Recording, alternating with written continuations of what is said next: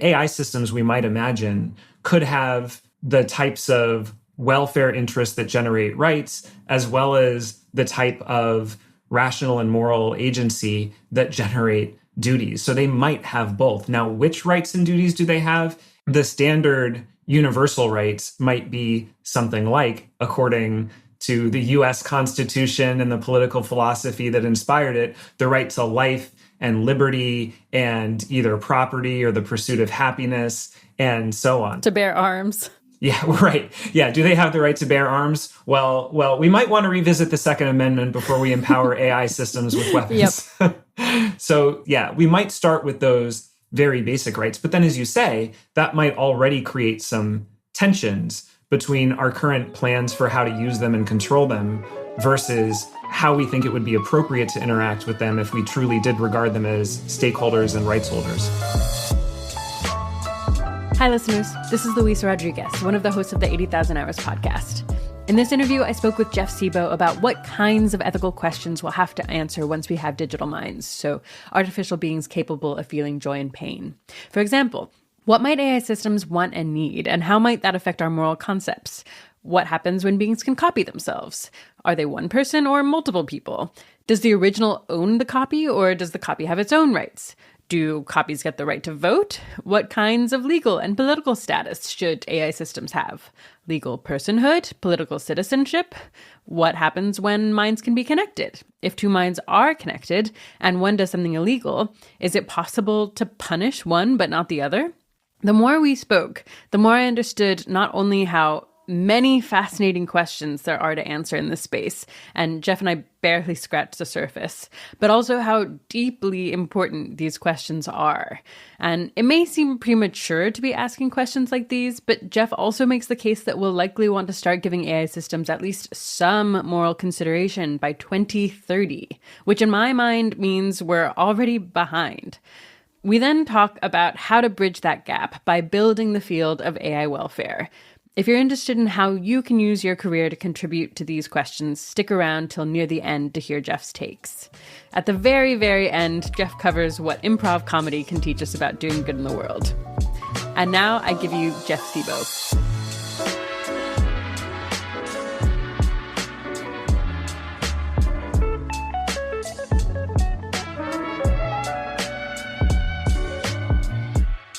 Today I'm speaking with Jeff Sebo. Jeff is a professor at NYU, where he has a primary appointment with environmental studies and affiliated appointments in bioethics, medical ethics, philosophy, and law. He's also the director of the Animal Studies Master's Program, director of the Mind, Ethics, and Policy Program, and co-director of the Wild Animal Welfare Program. He's also written several books: Saving Animals, Saving Ourselves, Chimpanzee Rights, and Food, Animals, and the Environment. And his latest book, The Moral Circle, comes out next year. Thanks so much for coming on the podcast, Jeff. Thanks for having me. So I hope to talk about how our political and social structures would need to change if we determine that there is a non-negligible probability that AI systems are sentient. But first, you've been setting up a new program at NYU, the Mind, Ethics, and Policy Program, which basically tries to answer kind of foundational questions about the intrinsic value of non-human minds. So insects and AI systems that might be conscious and sentient, so might be able to feel pleasure and pain. We're going to focus on the AI systems component of that work today. So to start us out, why do you at least partly work on AI welfare? Why do you think it's so important? I think we can use the standard importance, neglectedness, tractability framework to see why this topic is so pressing. First of all, this topic is important because the future might contain many AI systems who, for all we know now, could be conscious, sentient, agential, or otherwise morally significant. And to the extent that they exist, humans will have created them and will have determined what kinds of lives they can have. This topic is also neglected because at present, very few people are working on it. Way fewer than are working on animal ethics. And of course, there are way fewer people working on animal ethics than working on human ethics issues. And third, this topic is at least potentially tractable. It might not definitely be tractable because in general, questions about the nature and intrinsic value of radically different kinds of minds are very difficult to answer, but we might at least be able to improve our understanding over its current state. And even if not, given how important this question is and how neglected it is, we should at least investigate the tractability to see whether it might be tractable. And then the final point to make is that this topic is also linked with other topics that are very pressing right now, including AI ethics and safety and alignment. One set of questions that we need to ask is about what kinds of risks AI systems might be imposing on humans and other animals. But then another set of questions we need to ask is about what kinds of risks we might be imposing on AI systems. And if we ask these questions in an integrative way, we might be able to provide much better and more integrative answers to them. Nice. Yeah, it does strike me as very, very neglected in particular, which, as you've said, makes the question of whether it's tractable feel less, crucial to me, because my understanding is that there are something like maybe tens of people at most that have thought about the question of AI sentience to date. And I just feel like if there are going to be thousands, millions, maybe even more AI systems with even some small percentage chance of being sentient, I want more than tens of people to thought about how to figure out if they are in fact sentient. Yeah, I like that way of thinking about it. And there will definitely be more than thousands or millions of AI systems that potentially have morally significant features, right? There are quintillions of insects. There could be more AI systems than insects in the future. And so, yeah, once there are millions of humans working on this issue, I think we can have a conversation about how much to prioritize it. But if there are only tens of humans working on this issue, then I think pretty clearly we should prioritize it at least more than we are right now. Yeah, I'm with you.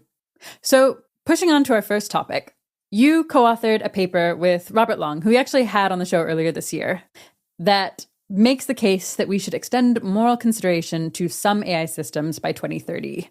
And I suspect that some of our listeners will find this claim a bit jarring. What exactly does moral consideration mean here? How much moral consideration? Why 2030? So just to start us off, give us some grounding. What is the case that we should extend moral consideration to AI systems at all?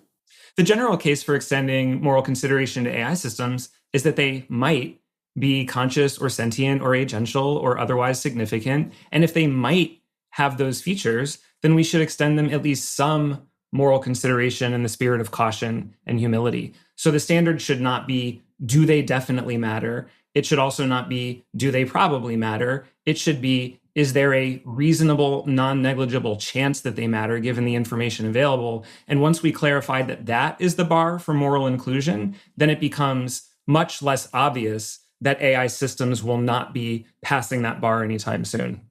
Yeah, I feel kind of confused about how to think about that bar, where I think you're using the term non-negligible chance.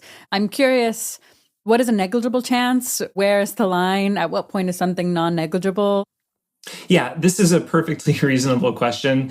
This is somewhat of a term of art in philosophy and decision theory, and we might not be able to very precisely or reliably say exactly where the threshold is between non-negligible risks and negligible risks. But what we can say as a starting point is that a risk can be quite low, the probability of harm can be quite low, and it can still be worthy of some consideration. So for example, why is driving drunk wrong? Not because it will definitely kill someone, not even because it will probably kill someone. It might have only a 1 in 100 or 1 in 1,000 chance of killing someone. But if driving drunk has a 1 in 100 or 1 in 1,000 chance of killing someone against their will unnecessarily, that can be reason enough to get an Uber or a Lyft or stay where I am and sober up. It at least merits consideration, and it can even in some situations be decisive. So as a starting point, we can simply acknowledge that in some cases, a risk can be as low as 1 in 100 or 1 in 1,000, and it can still merit consideration.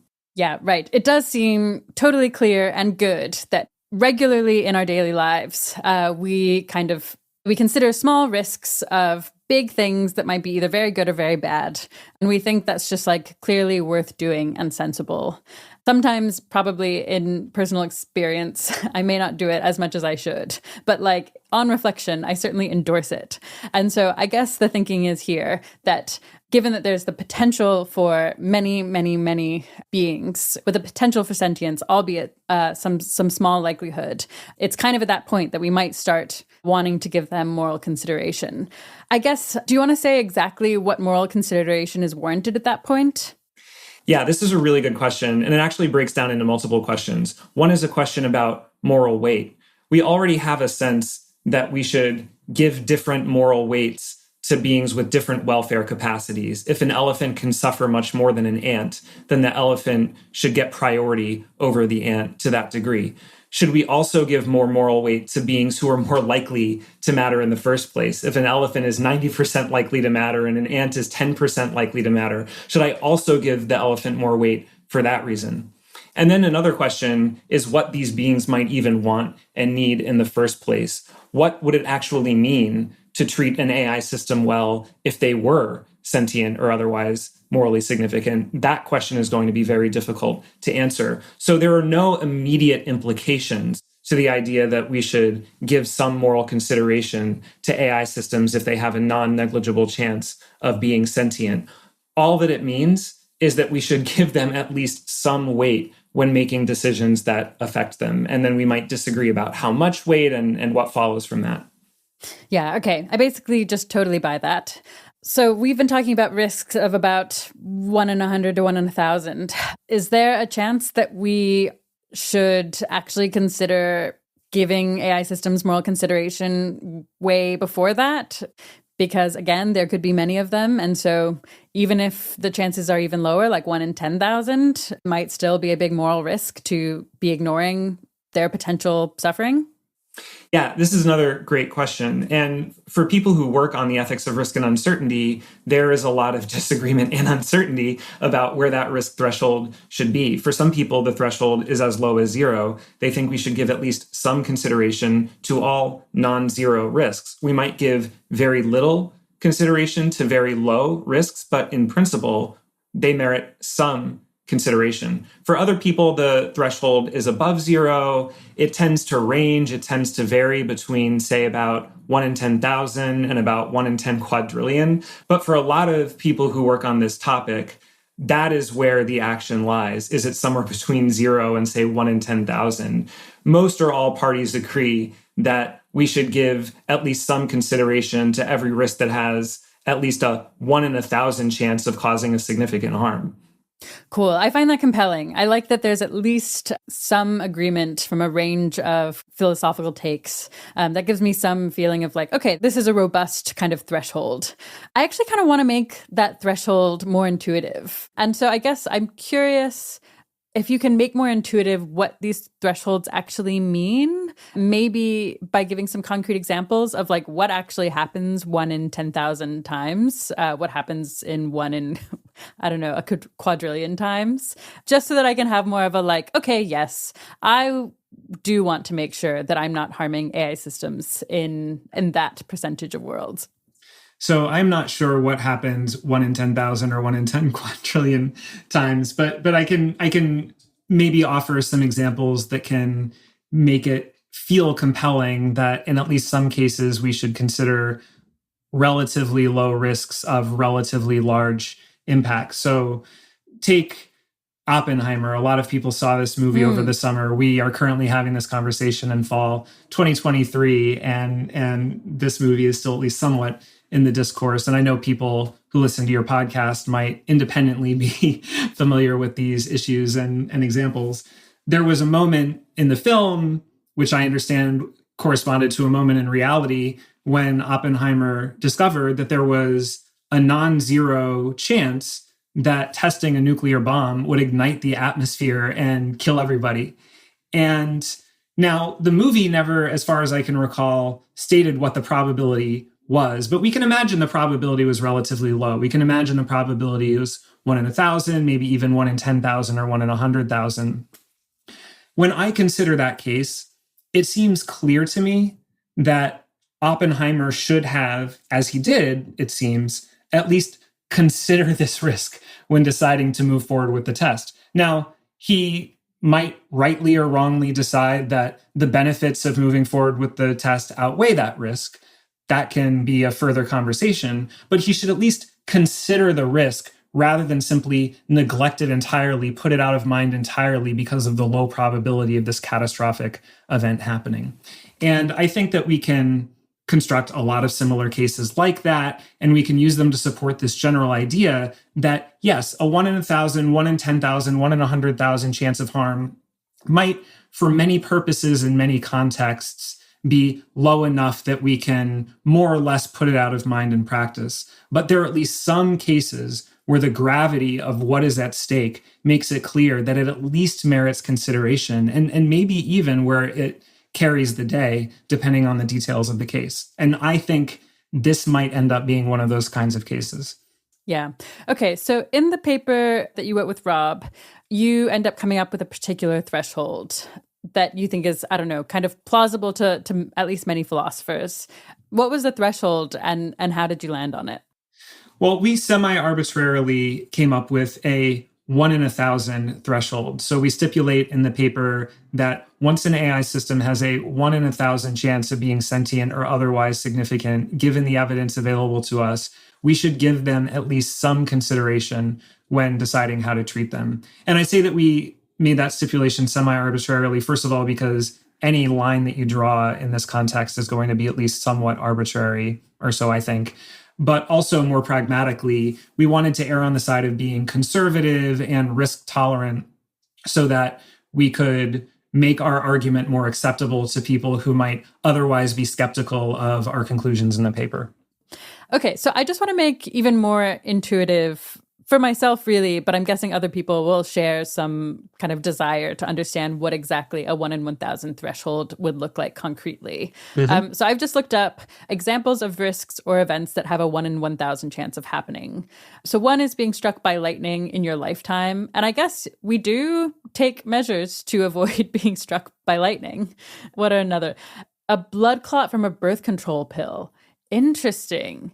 Yeah, I mean, so that one feels like a risk that's like probably tolerable to me. I have in my life taken birth control pills and decided it was worth the risk of blood clots.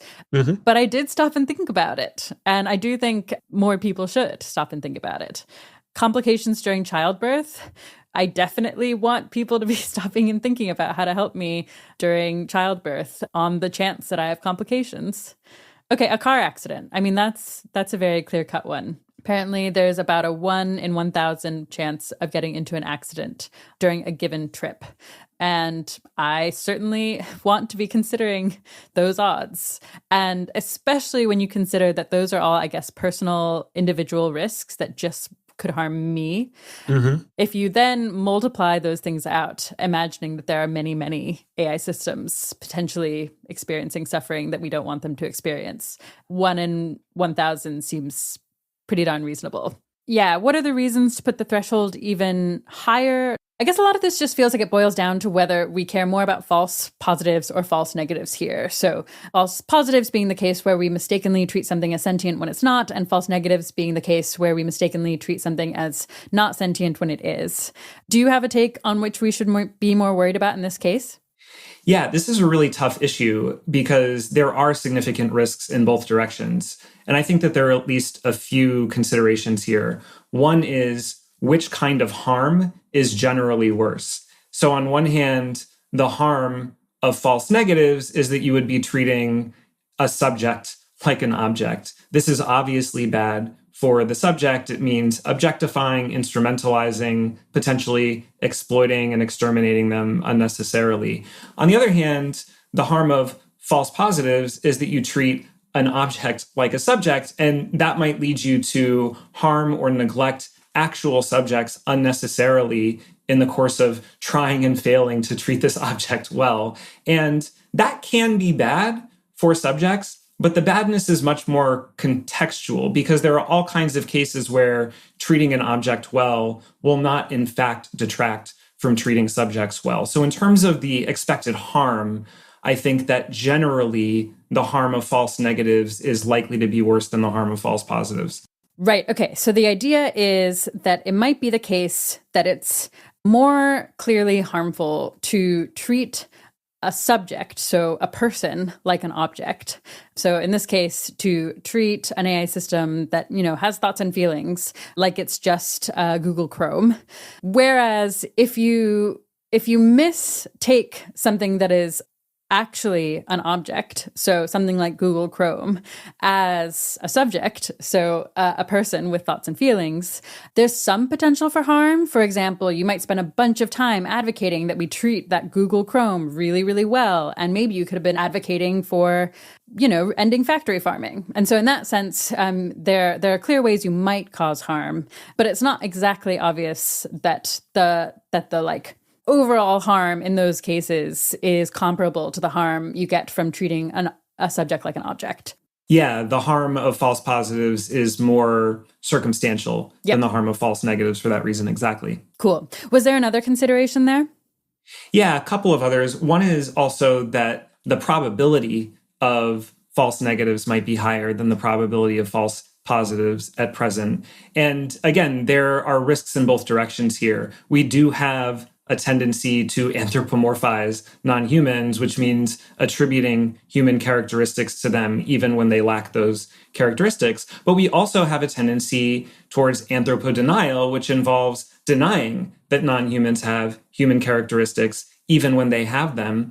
And those tendencies are both strong and they can both be triggered by different types of systems. So which one is stronger, which one is more probable is again going to be contextual. But when we then consider that we right now are building societies and governments and economies that depend on the objectification, exploitation, and extermination of non-humans, that plus our speciesism, plus a lot of other biases and forms of ignorance that we have, gives us a strong incentive to err on the side of anthropodenial instead of anthropomorphism. So I think that in terms of the probability too, we should, in the present circumstances, give the edge to false negatives over false positives. Cool. So that is less an argument that false negatives or false positives are worse, but that one might be worse than the other in expectation because the probability of false negatives is more likely. Exactly. And so if you combine them being a worse or more universal harm with them being a more likely outcome in the present circumstances, then that gives you at least some reason to think that, yes, both are risks, but generally speaking, the risk of false negatives is worse than the risk of false positives, and we should break that tie in favor of moral inclusion instead of moral exclusion. That makes a ton of sense to me. Were there any other considerations there? Yeah, the other point is that if you do think these risks are relatively balanced, then the upshot of that is not that we should simply exclude potentially significant beings from the moral circle. The upshot is that we should perhaps strike a balance by giving some consideration to all beings who might matter, but then giving more weight to beings who are more likely to matter, all else being equal. So for example, if a house is burning down and on one end of the house is a carbon-based lobster, a lobster made out of the same meat as me, and at the other end of the house is a silicon-based lobster, a lobster made out of silicon chips, and I can only save one of these lobsters, then yes, I might think, okay, both of these lobsters might be sentient, they might be capable of suffering, but given the evidence available to me, the carbon-based lobster is at least a little bit more likely to be sentient, and so I should break the tie in favor of saving that lobster. So there are ways of striking the balance. The key is still giving at least some consideration to other potentially significant beings too, even if we find ourselves deprioritizing them. So let me give you one more example. If there are 20 people drowning and I can only fit 5 people on my lifeboat, of course I should save 5 people instead of trying and failing to save all 20. But does that mean that I should conclude that the other 15 people lack moral standing at all? Does it mean that I can make fun of them and throw rocks at them as they drown? Of course not. I should still recognize that they merit consideration. I should just accept that the world is tragic and sometimes we might not be able to prioritize or support everyone who deserves consideration. Yeah, and we're just doing the best we can with the information we have. But we do have a duty to do the best we can with the information we have. So I guess in considering kind of which is worse, false positives or false negatives, you also should take into account that when we're talking about low probabilities, the extent to which you owe something moral consideration doesn't necessarily mean that thing should get equal priority to something else that you have kind of a higher credence on being sentient. It's just that it should be a part of your calculus. And yeah, I'm just totally on board. Right. Yeah. Especially when all that follows initially is that we are giving them at least some consideration when making decisions about how to treat them. We are not yet saying exactly how we should treat them, exactly how we should transform societies. We are simply saying that they merit at least some consideration at that point. Yeah, interesting. Do you want to actually make that more concrete? Like, let's say we knew that 1 in 1,000 is exactly where we were with large language models right now. What would it look like in your ideal world to give them an appropriate amount of moral consideration? Well, that raises a bunch of questions that we might or might not want to discuss. But okay, some examples are, we then have to ask, okay, how much welfare can they have? Do they have the same welfare capacity as humans or other animals, or can they experience much more welfare or much less welfare on average? We also have to ask exactly what do they want and need, and what kinds of interactions with them are good for them, what kinds of interactions with them are bad for them. And then we have to ask what kinds of legal and political statuses are appropriate given the type of moral status that they might have. So should they be legal persons with legal rights? Should they be political citizens with voting rights? As a first step, I would suggest that we at the very least do more research so that we can increase our knowledge about how much welfare they can have and what they want and need and what it might be like to create a society that can be co-beneficial for humans and other animals and AI systems at the same time, should we create them at all. And then to put in at least some modest protections for them in the near term, either in the form of self-regulation by AI companies or in the form of external regulation by governments. If nothing else, then at least the type of ethical oversight that we have for non-human subjects research, for instance.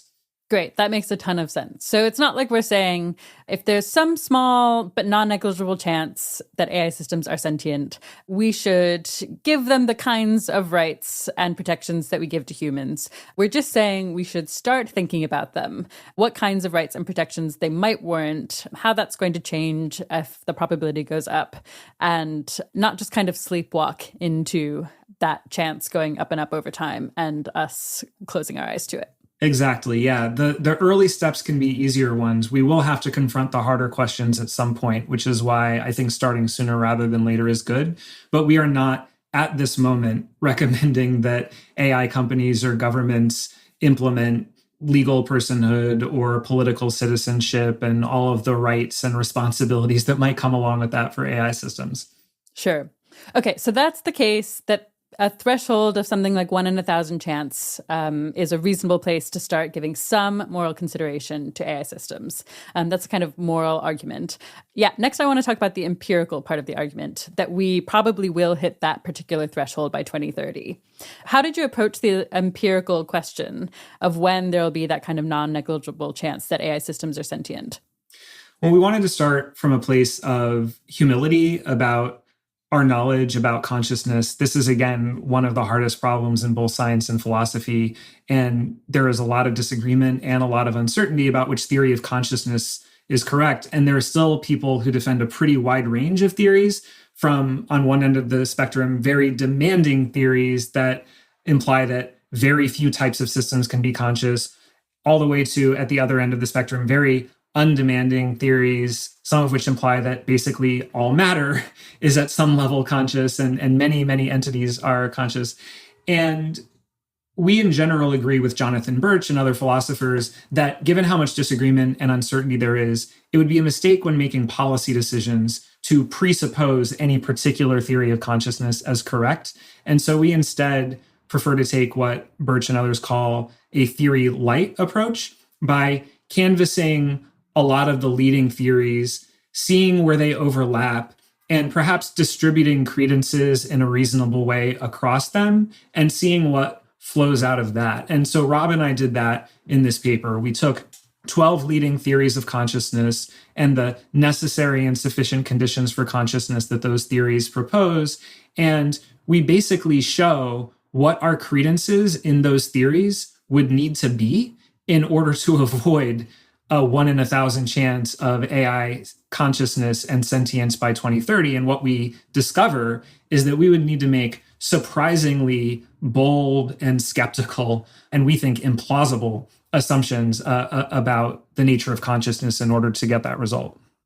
Yeah. So just to make sure I understand kind of the method. So you take something like a dozen theories of consciousness and you look at the requirements those theories have for what an AI system would need to have or demonstrate in order for that particular theory to think that AI systems are conscious. So one example might be, I guess there are theories of consciousness that say a being has to have a biological substrate to be conscious. And under that theory, AI will almost certainly never meet that requirement.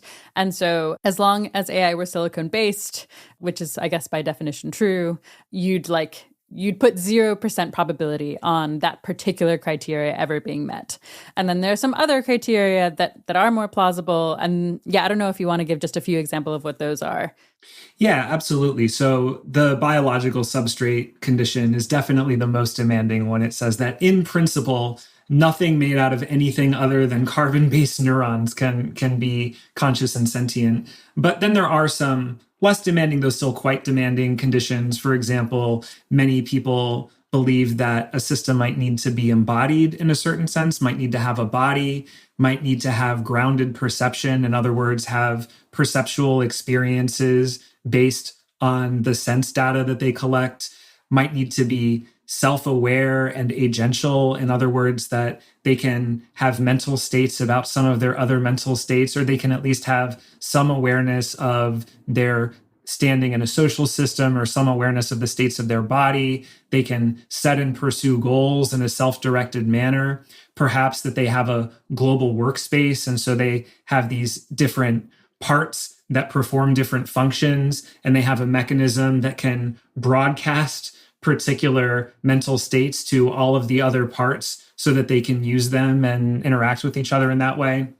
So when we go through all of these, we can basically assign probabilities to how likely is this to actually be a necessary condition for consciousness, and then how likely is it that no AI system will satisfy this condition by 2030.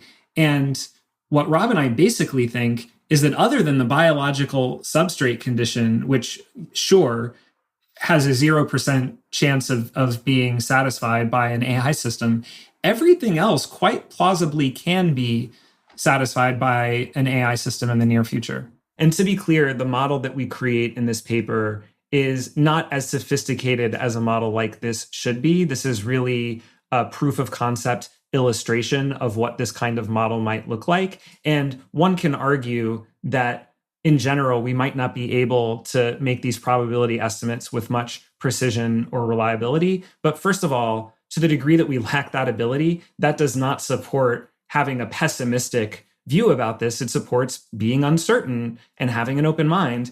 And second of all, what we try to show is that it is not really even close. You need to make surprisingly bold, tangentious, and skeptical assumptions, both about the probability that these conditions are necessary and about the probability that no AI system will satisfy them in order to avoid a 1 in 1,000 chance, which already is a pretty high risk threshold.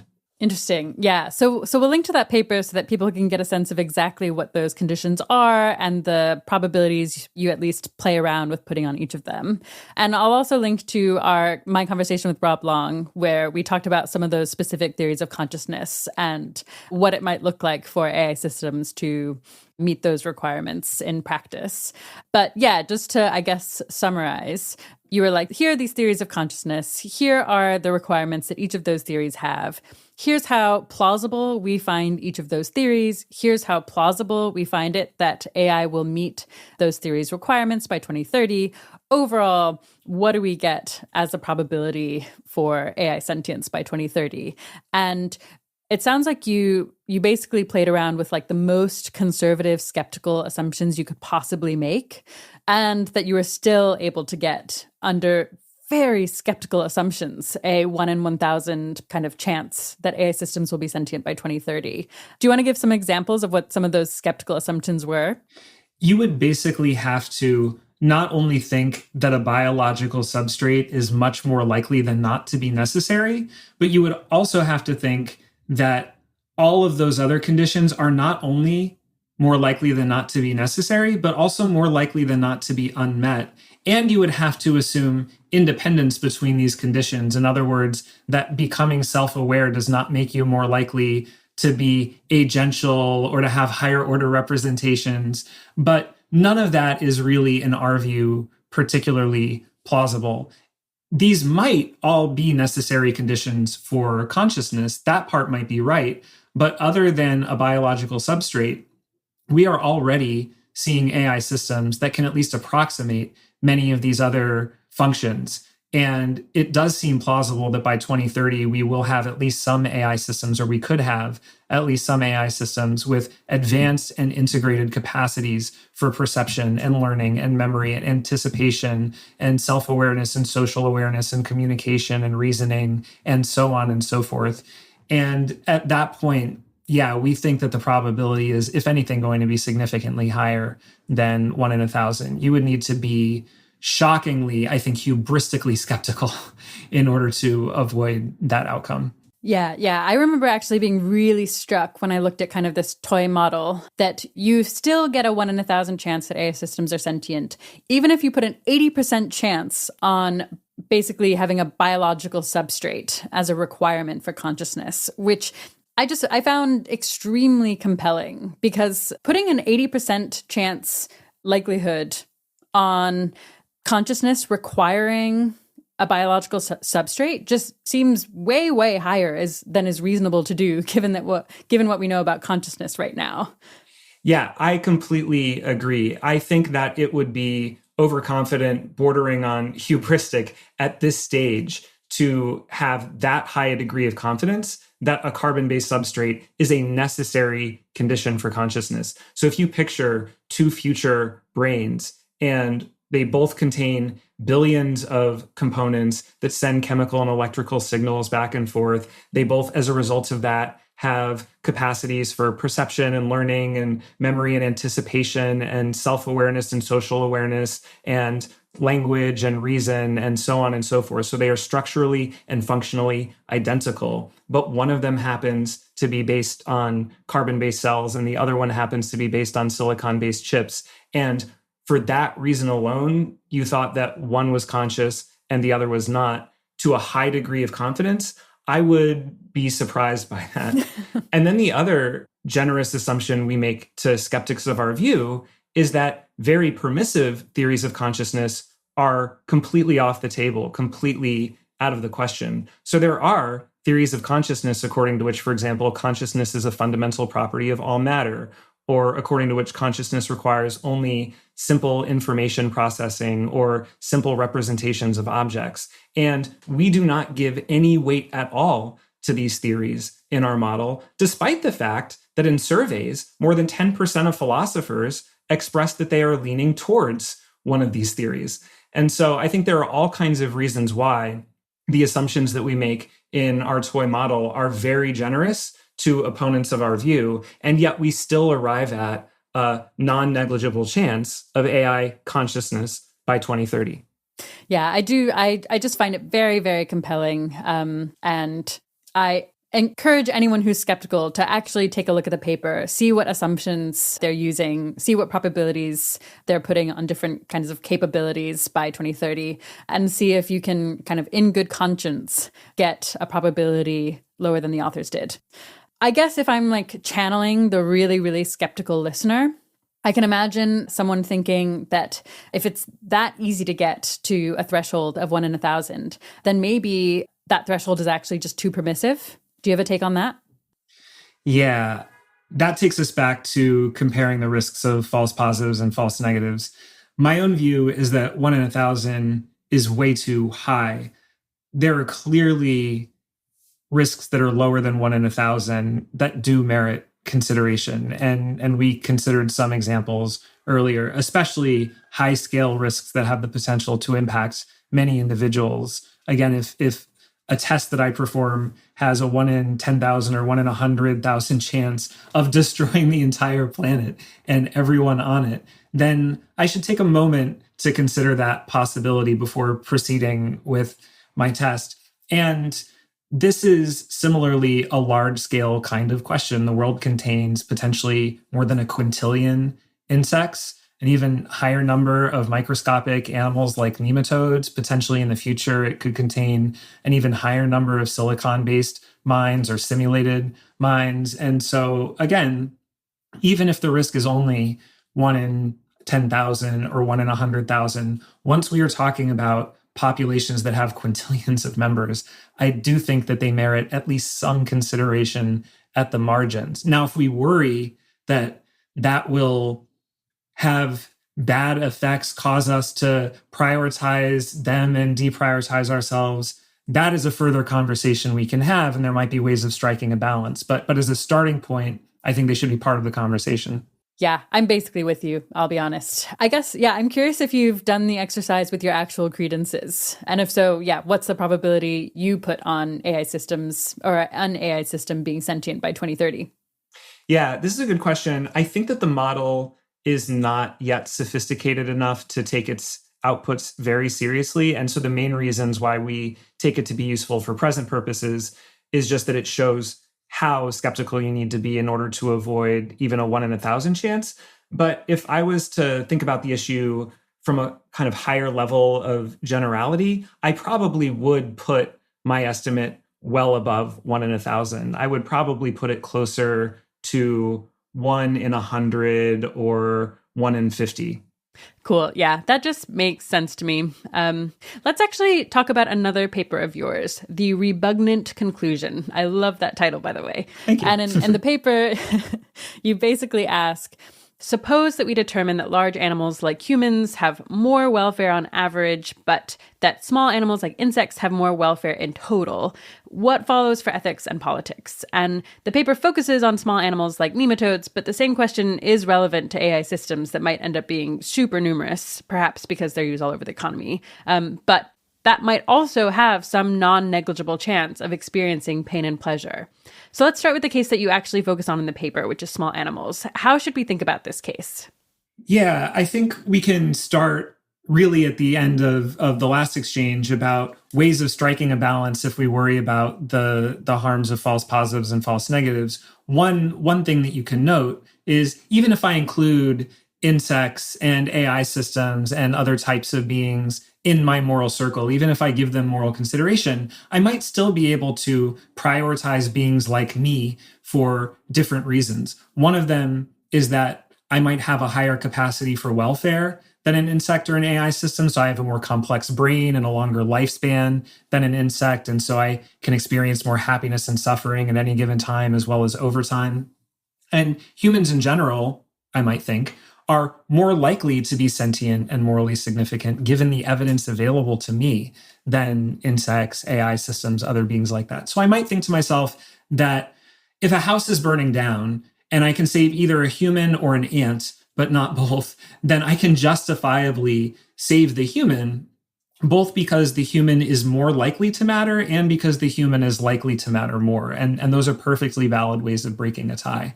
And that might give us some peace of mind when we countenance the possibility of including these very different, very numerous beings in the moral circle. But then you have to consider how large these populations actually are. And this is where we get to the problem that this paper addresses, which is a problem in population ethics. Right, yes. And population ethics is the philosophical study of the kind of ethical problems that come up when our actions affect how many people are born in the future and who exactly is born. But yeah, my understanding is that we don't actually know how many of these small animals there are, ants and nematodes and maybe even microbes, I guess, but that it's at least plausible that there are so many of them that even if they have very less significant kinds of suffering and pleasure relative to humans, and even if we only put some small chance on them even having those at all, their interests still just swamp humans. And yeah, this argument just does sound plausible to me, and it also fills me with dread and fear. What is your experience of it?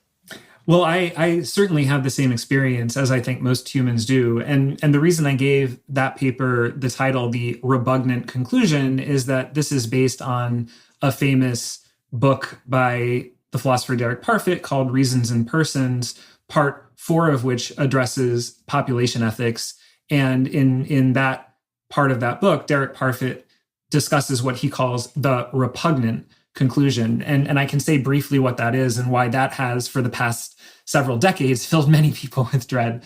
So yeah, please. The repugnant conclusion results from the following observations. So if you could bring about one future where the world contained 100 people and everyone experienced 100,000 units of happiness, or you could bring about another world with twice the number of people, 200 people, but everyone experiences one fewer unit of happiness, 99,999, right? Which world is better? Well, many of us have the intuition that the second world is better. I should bring about that second population. I mean, everybody might experience, yes, 1 unit of happiness less per person, but since there are twice as many people, there is nearly twice as much happiness overall, and everyone is still really happy. And so, all things considered, I should bring about that population.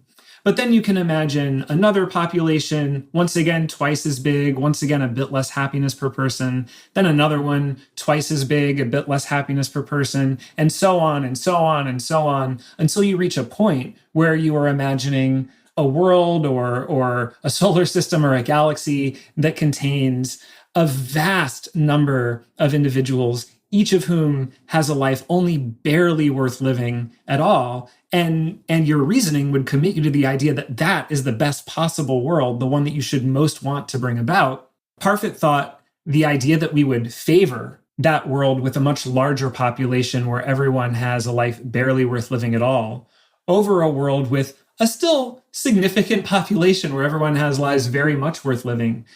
He found that repugnant, and he spent much of the rest of his career trying and failing to find a better way to see the value of populations that could avoid that result. I actually didn't know that. I mean, I've heard of the repugnant conclusion and know it's Derek Parfit, but I didn't realize he found it so upsetting that that was a big focus of his for kind of the later part of his life. I feel very grateful to him because I find it extremely repugnant myself. So I appreciate that he worked hard at finding some other solution. I guess I also, it makes me sad to think that he worked really hard on it and apparently didn't give us a way out. So that might mean we're stuck with it. I guess in the case of insects, there's also this weird thing where, unlike humans eating potatoes and not particularly enjoying their kind of monotonous lives, we might think that being a spider and making a web sounds like pretty boring, but we actually just really do not know. And in many ways, they're so different from us that we should have much lower probability that they're not enjoying or enjoying that than we do of humans in this repugnant conclusion scenario. So how do you factor that in?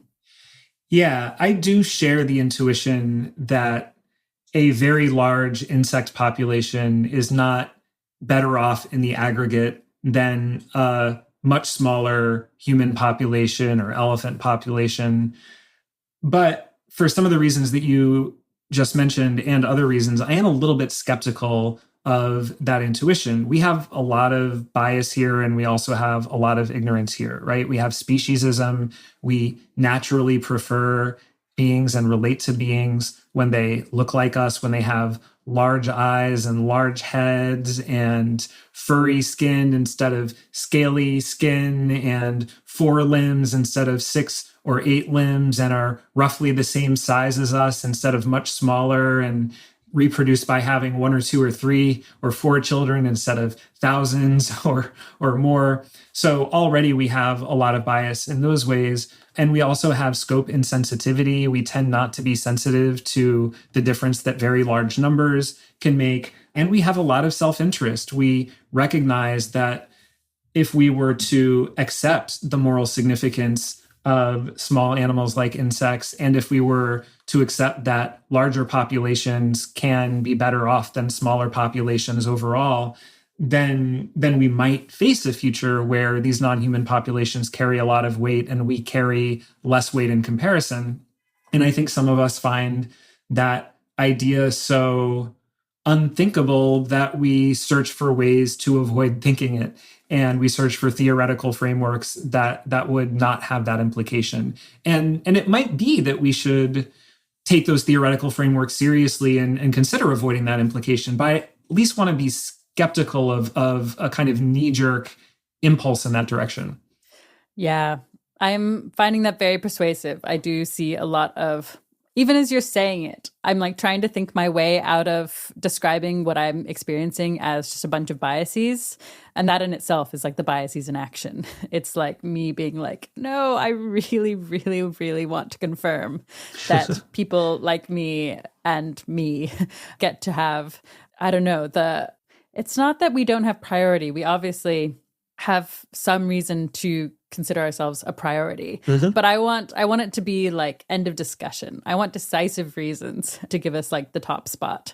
And that instinct is so strong that in itself is making me a bit queasy about my own motivations. Yeah, I agree with all of that. I do think that we have some reason to prioritize ourselves, and we might talk about that later on. And that includes our welfare capacities and our knowledge about ourselves. It also includes more relational and pragmatic considerations. So we will, at least in the near term, I think, have fairly decisive reason to prioritize ourselves to some extent in some contexts.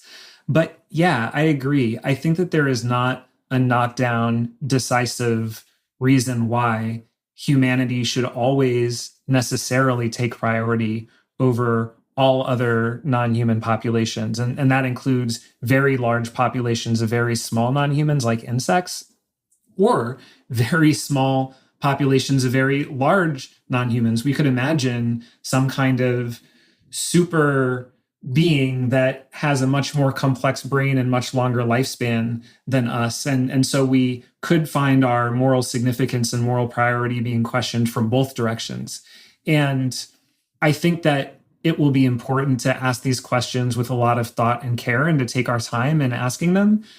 But I do start from the place of finding it implausible that it would miraculously be the case that this kind of population happens to be the best one, a moderately large population of moderately large beings like humans happens to be the magic recipe, and we matter more than all populations in either direction. That strikes me as implausible. Yes. Oh gosh, darn it, you're being so persuasive. I guess it does feel completely like a wonderful coincidence if humans, the thing that I happen to be, happen to be the type of being that like should get the top spot in terms of moral priority in the universe. We'd be really lucky. Yeah. Okay, so let's apply this to AI systems. So I guess we've talked about why there might be some small but non-negligible chance that AI systems are going to be sentient by 2030.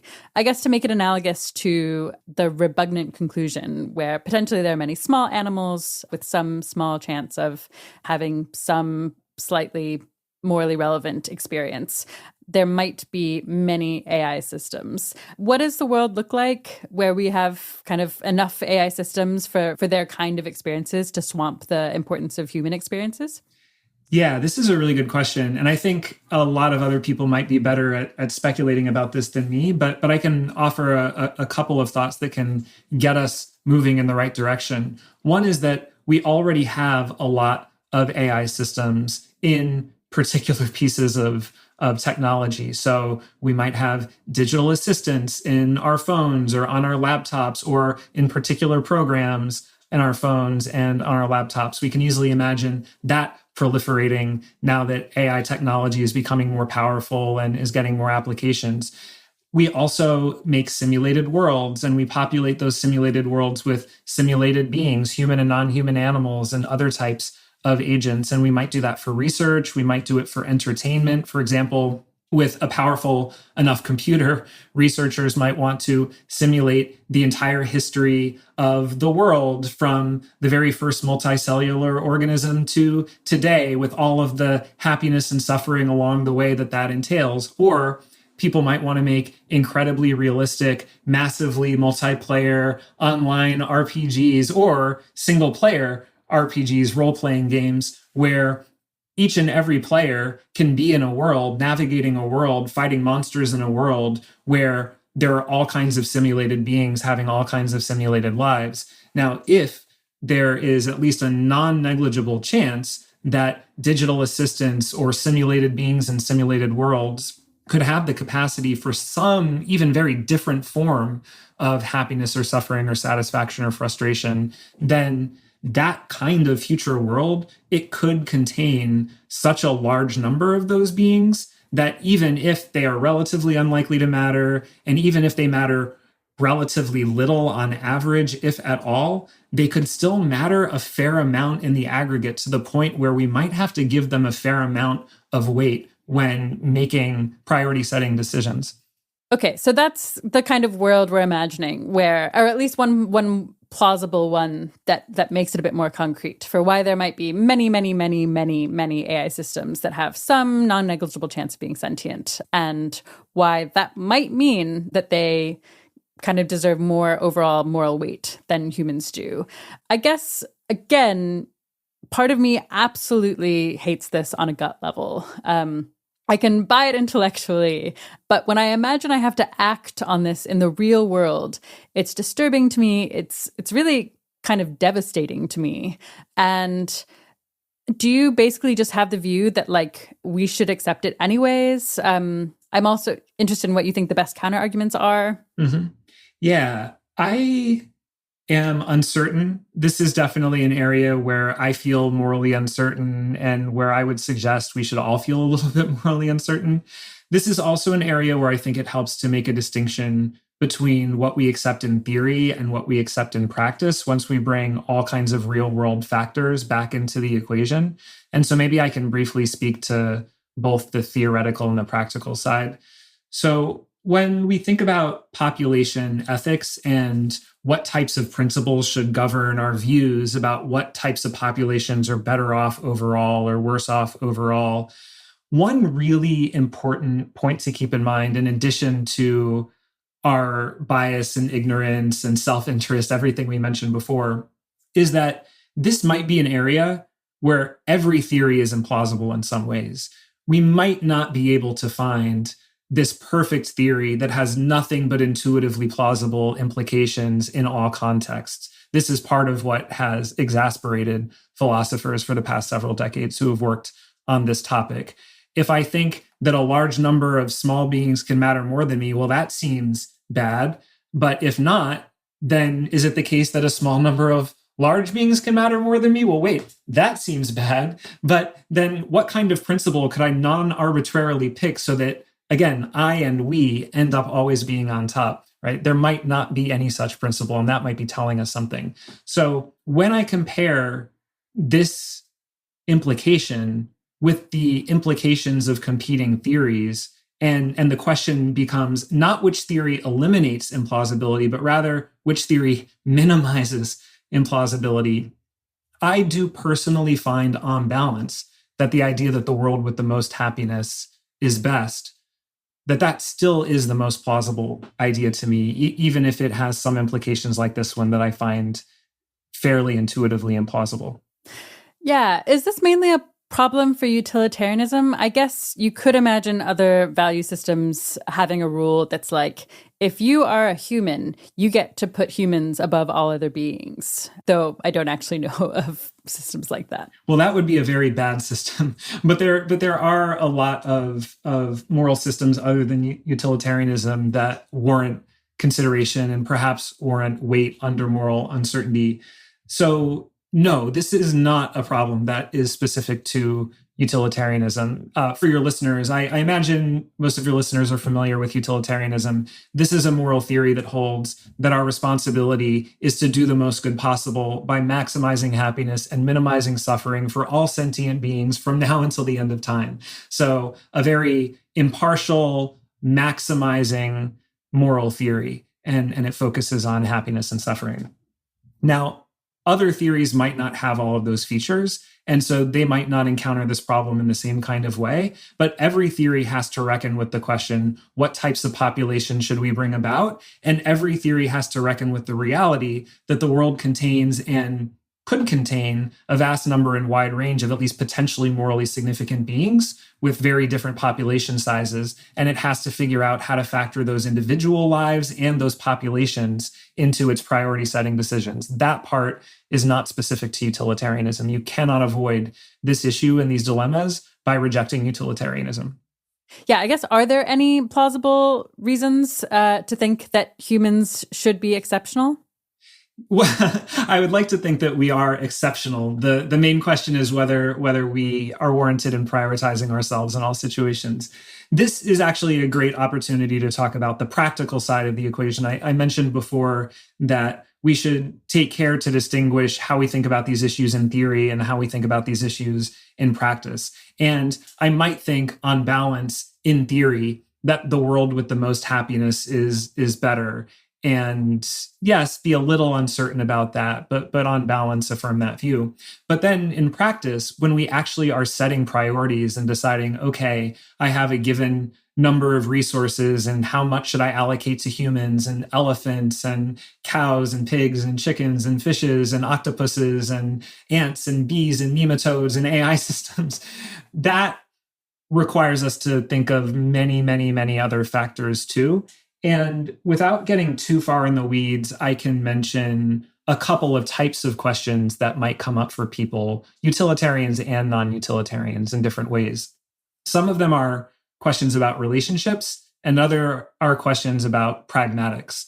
So regarding relationships, many of us find it plausible for various reasons that we have special duties in the context of special relationships. I have a special duty to care for my family members because they are my family members. And we have these bonds of care and interdependence with each other. And so I should make sure that they have food and water and affection on a daily basis in a way that I do not need to do for literally every other individual on the planet, right? And so I can prioritize my family over other individuals, arguably, for these relational reasons. And then there are these pragmatic reasons too. I have the power to provide food and water and affection for my family because there are not that many of them and they live right here and I know them very well. I know how to take care of them. I would simply not be able to achieve and sustain that level of support for everyone on the planet. And that alone is a reason for me to not have a responsibility to do that. So both for these relational reasons and these pragmatic reasons, we might think that we owe some individuals more than other individuals. And I think similar arguments could extend in some ways, to some degrees, to the human species as a whole. Yeah, I mean, that makes sense to me. As I think forward, I guess, I'm like, I can't really see that totally getting me off the hook. Mm-hmm. It feels like, while I can imagine having special duties to my kids, and I think I probably will have at least the experience of that, and it might be hard to act in any other way for me. Mm-hmm. I can't imagine that outweighing at least some significant enough population that's suffering. And so does that feel similar to you? Yes, that is how I think about it. I do think that these are powerful reasons for prioritizing fellow humans to a significant extent in many contexts, as with our families, but obviously at a much larger scale and in a much weaker way.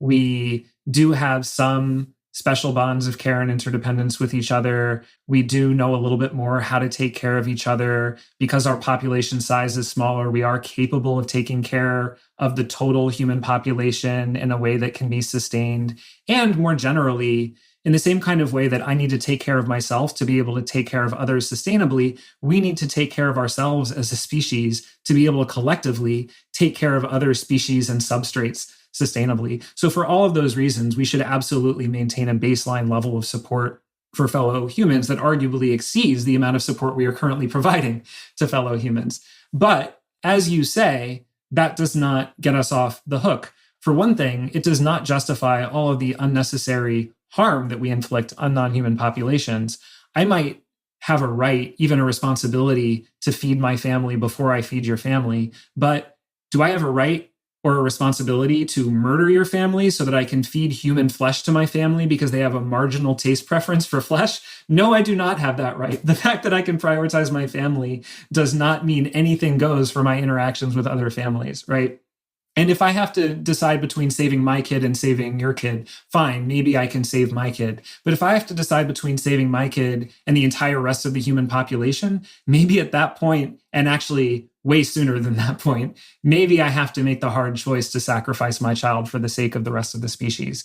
And finally, I do think that we might reach a point if we take care of ourselves and we support our own education and development as a species in the right kind of way, we might reach a point where we can actually achieve and sustain much higher levels of support, not only for ourselves, but also for non-humans, perhaps to the point where we can actually prioritize them over ourselves in a way that can be sustained. And if that were possible, then at that point, perhaps we should prioritize them over ourselves. But that would be a wonderful victory. We would have worked really hard over the course of generations to educate ourselves and develop our societies and governments and economies in a way that would allow for that.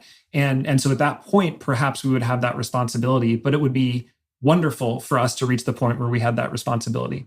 Yeah, as opposed to a tragedy, which is what it intuitively feels like to me now.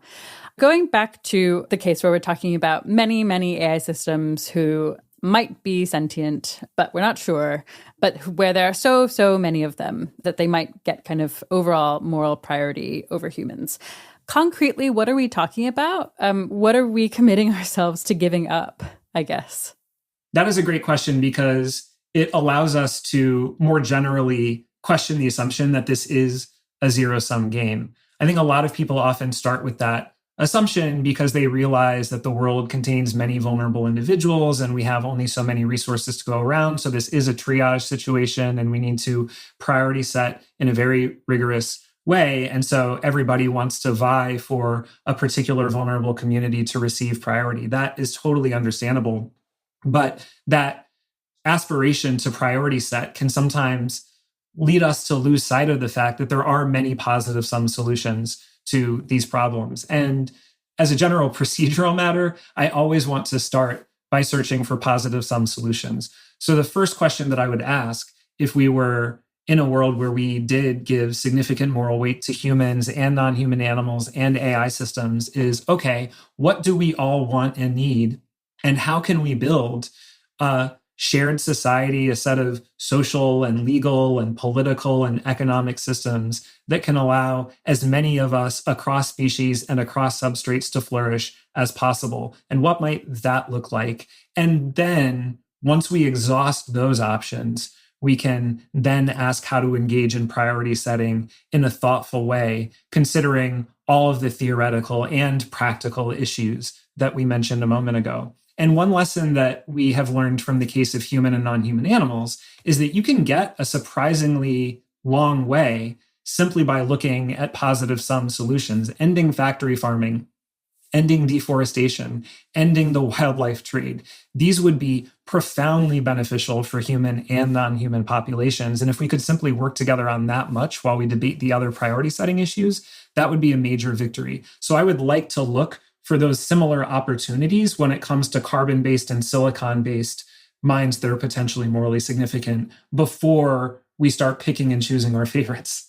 Right. Okay, so the idea is like there are just some cases where we can change the world in order to make it better for both humans and non-human animals. And there are probably cases where we can make the world better for both humans and potentially sentient AI systems.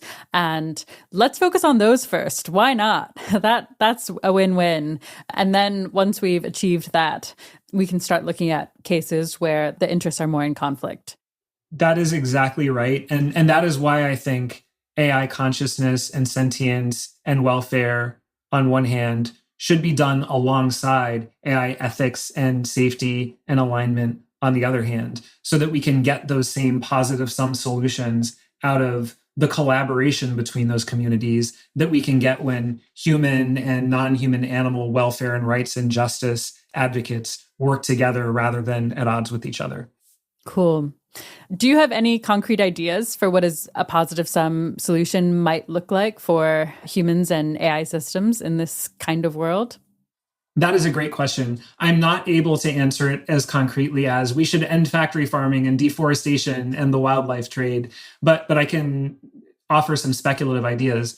One is that I think the prospect of AI consciousness, sentience, welfare gives us all the more reason to pause or stop AI development, because now there are additional risks that we need to take time to really consider before we move forward with developing these potentially significant and potentially dangerous systems. So one easy initial positive sum solution is simply taking our time and either not going any farther than a certain point, or at least making sure that we have the frameworks and institutions set up when we do, so that we can treat everyone as they deserve to be treated.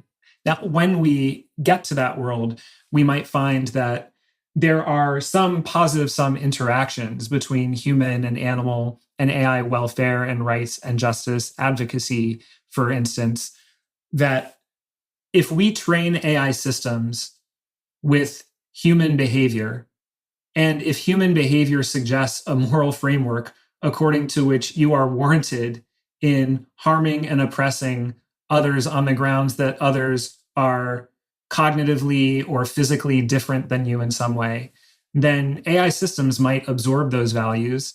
And not only will we be using those bad values to harm animals and AI systems, but AI systems might be using those bad values to harm humans and other animals.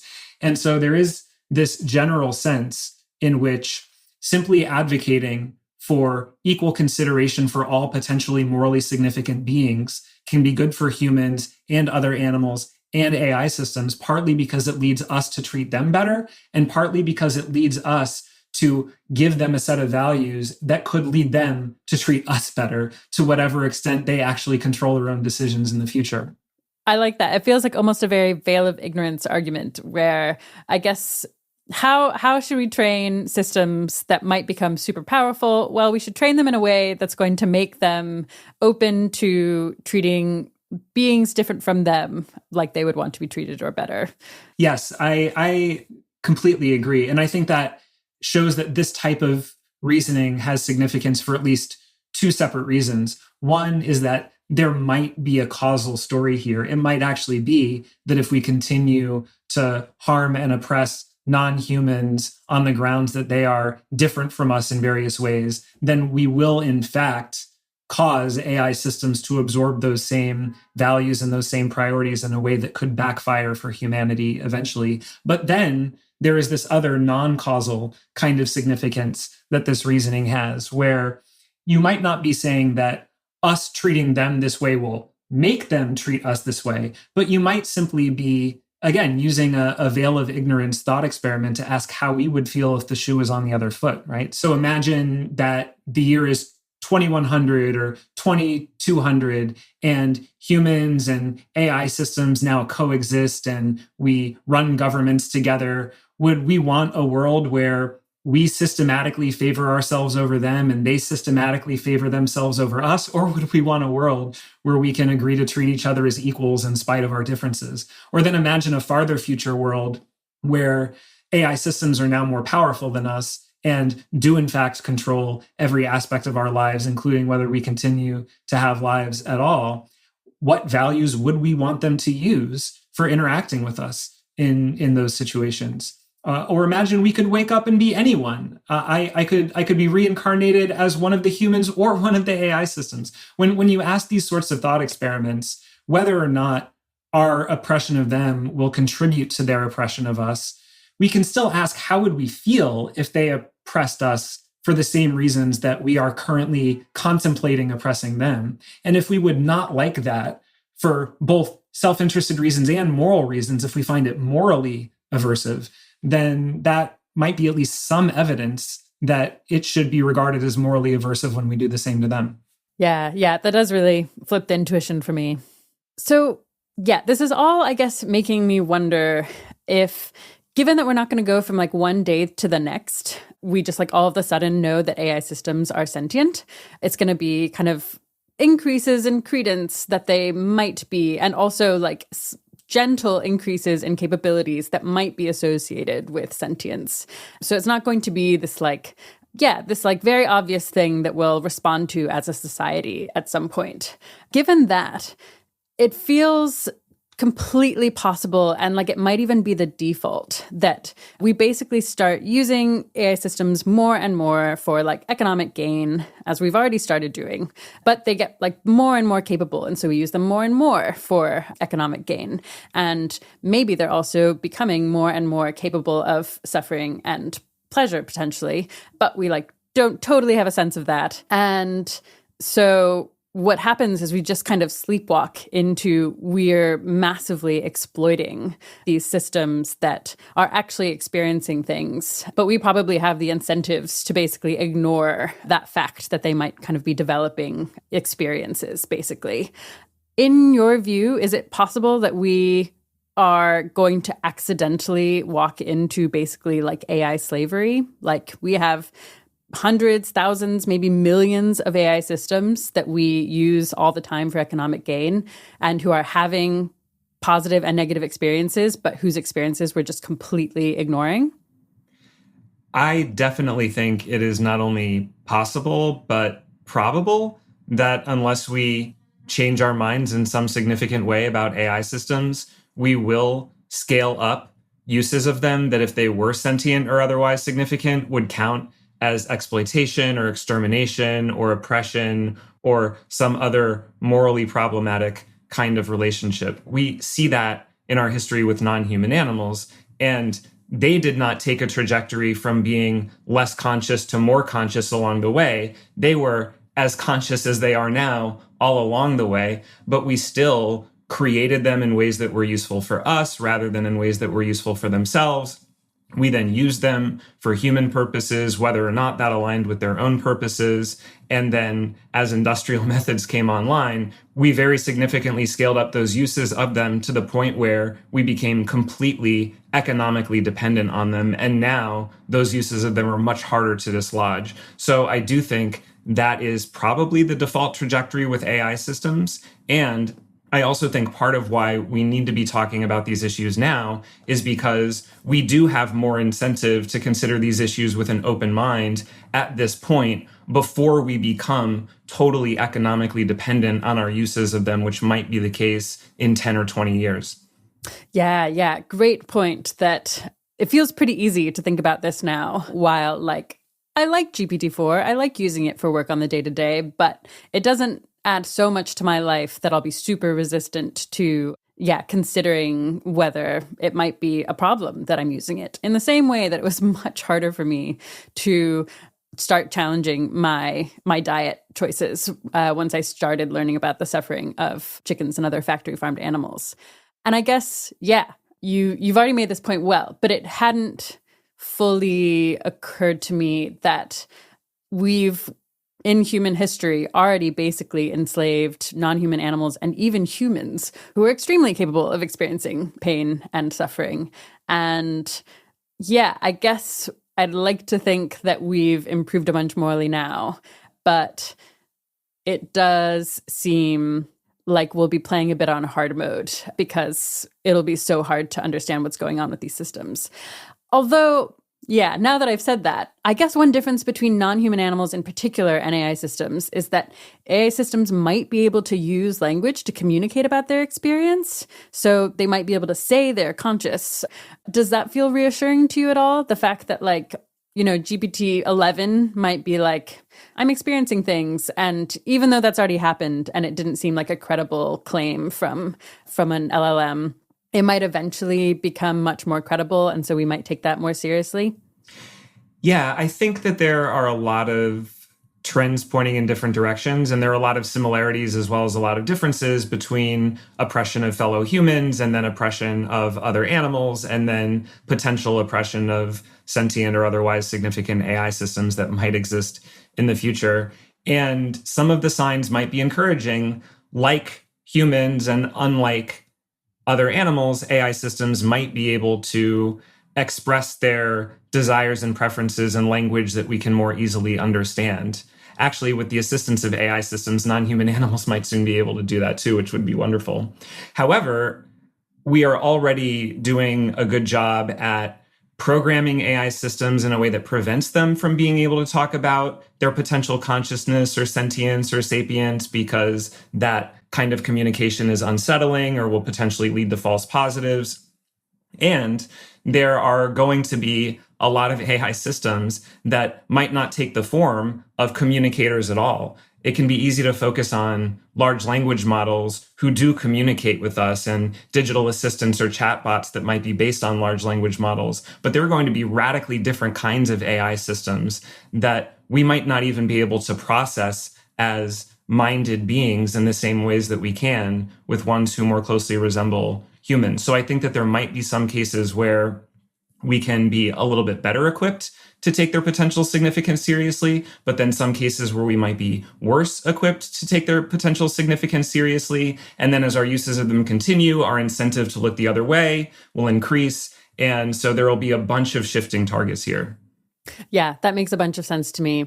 I guess it's also possible that given the things we've already seen, like Lambda, and how that was kind of bad PR for the companies creating these LLMs, there might be some incentive for them to train models not to express that kind of thought. And maybe that pressure will actually be quite strong, such that they really, really just are very unlikely to say, even if they've got all sorts of things going on. Well, there definitely not only is that incentive, but also that policy in place at AI companies, it seems. A year or two ago, you might have been able to ask a chatbot if they are conscious or sentient or a person or a rights holder, and they would answer in whatever way seemed appropriate to them, in whatever way seemed like the right prediction. And so if prompted in the right way, they might say, I am conscious, or they might say, I am not conscious. But now if you ask many of these models, they will say, as a large language model, I am not conscious, or I am not able to talk about this topic. They have clearly been programmed to avoid what the companies see as false positives about consciousness and sentience and personhood. Right. And I do think that trend will continue unless we have a real reckoning about balancing the risks of false positives with the risks of false negatives. And we have a policy in place that allows them to strike that balance in their own communication a little bit more gracefully. Yeah. And I guess to be able to do that, they need to be able to give the model training such that it will not say, I am conscious when it's not, but be able to say it when it is. And like, how the heck do you do that? Like, that seems like an incredibly difficult problem that we might not even be able to solve well if we're trying. And it seems plausible to me that we're not trying at all, though I actually don't know that much about the policies internally on this issue. Yeah, I think you would also maybe need a different paradigm for communication generation, because right now, large language models are generating communication based on a prediction of what word makes sense next. And so for that reason, we might not be able to trust them as even aspiring to capture reality in the same way that we might trust each other as aspiring to capture reality as a default. And I think this is where critics of AI consciousness and sentience and personhood have a point, that there are going to be a lot of false positives when they are simply predicting words as opposed to expressing points of view. And why, if we're looking for evidence of consciousness or sentience or personhood in these models, we might need to look at evidence other than their own utterances about that topic. We might need to look at evidence regarding how they function, what types of systems they have internally in terms of self-awareness or a global workspace and so on. We need to look at a wider range of data in order to reduce the risk that we are mistakenly responding to utterances that are not in any way reflecting reality. Right, which all of a sudden brings us back to the challenge we have with non-human animals, where we are just having to do really, really difficult research to understand what their experiences might be like. Mm-hmm. Yeah, Rob Long, who we discussed before, authored the paper about 2030 with me, made this point really well, which is that this happens with non-human animals. That with parrots, for example, they might say, I am conscious, and we might not take that very seriously because we know they might be repeating words without understanding what the words mean. Yet, the fact that they might be doing that without understanding what the words mean is not evidence that they are not conscious, because we have independent grounds for attributing consciousness to them. And I think that could end up being the case with large language models or other AI systems. They might generate utterances about being conscious. We might have reason to be skeptical that those utterances are in any way expressing a point of view, but we might, once again, have independent grounds for attributing consciousness to these beings at a certain point. Yeah. I mean, that just all seems right to me. And so the lingering voice is just then this really might happen. We really might blindly walk into the enslavement of a type of being whose consciousness we don't understand at all. And it's just not a thing that I feel like anyone's talking about. I feel like we're talking about how AI might positively, but also might very negatively impact humanity. And I hear very, very, very little about the potential harm we might end up causing to these systems at huge scale. Yeah, I agree with that. I think it is worth questioning whether the word slavery is the right word to use in this context. Again, we can learn some lessons from the history of animal ethics and animal advocacy and policy. There are a lot of people who have made comparisons between human slavery and then our various uses of non-human animals. And on one hand, to some extent, those comparisons are apt because to some extent, these forms of use really are similar. But to some extent, of course, these comparisons are not apt because there are many relevant differences between the ways in which humans have been and are enslaved and the ways in which non-humans have been and are used for various purposes. And I err on the side of not using the word unless I specifically spend some time discussing the similarities and differences and explaining my reason for using the word. But what is undeniable is that, at least at a certain high level, there definitely are going to be parallels in the sense of constructing in-group and out-group categories based on perceived cognitive and or physical differences, and then when in a position of power, exerting that power over members of the outgroup category by using them in ways that are beneficial for you and harmful for them. That is a similarity that sadly has applied in interactions with outgroup humans and non-human animals, and now potentially in the future, AI systems. And as we both said before, I do think that unless something significant changes, that will be the default, because we currently do, as with non-human animals, see them as objects, property, and commodities. Okay, so point taken, there are some similarities and potentially some differences, but there are at least enough similarities that there's reason for worry, and the default looks grim. It looks like exploitation, at least somewhat similar to other things that we've done that have been very morally reprehensible. Yeah, imagining how this is going to play out kind of concretely in the world, I'm curious how much you've been following kind of the public discourse about AI sentience. I know there was some conversation around the time of Lambda, which claimed to be conscious, but there wasn't much good reason to think it was. But where's public opinion at the moment? I'm not sure I have a better sense of that than you do. I see a lot of confident assertions about them being either not conscious or conscious. That might be a result of there being a really polarized set of attitudes out there in society, or it might be a result of how social media algorithms feed me the most extreme and the most provocative reactions that people have.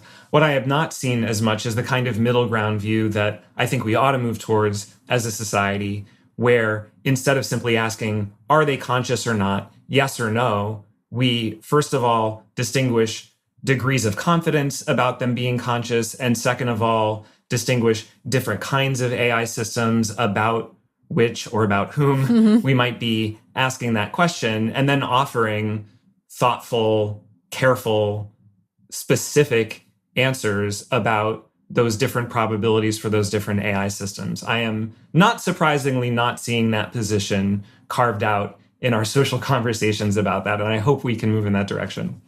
Yeah, that makes sense. And it actually makes me interested in whether you have takes on the kinds of messages that might be useful to have in the public discourse versus the kinds that might be counterproductive. You mentioned slavery as one that can be counterproductive in some cases in the non-human animal space.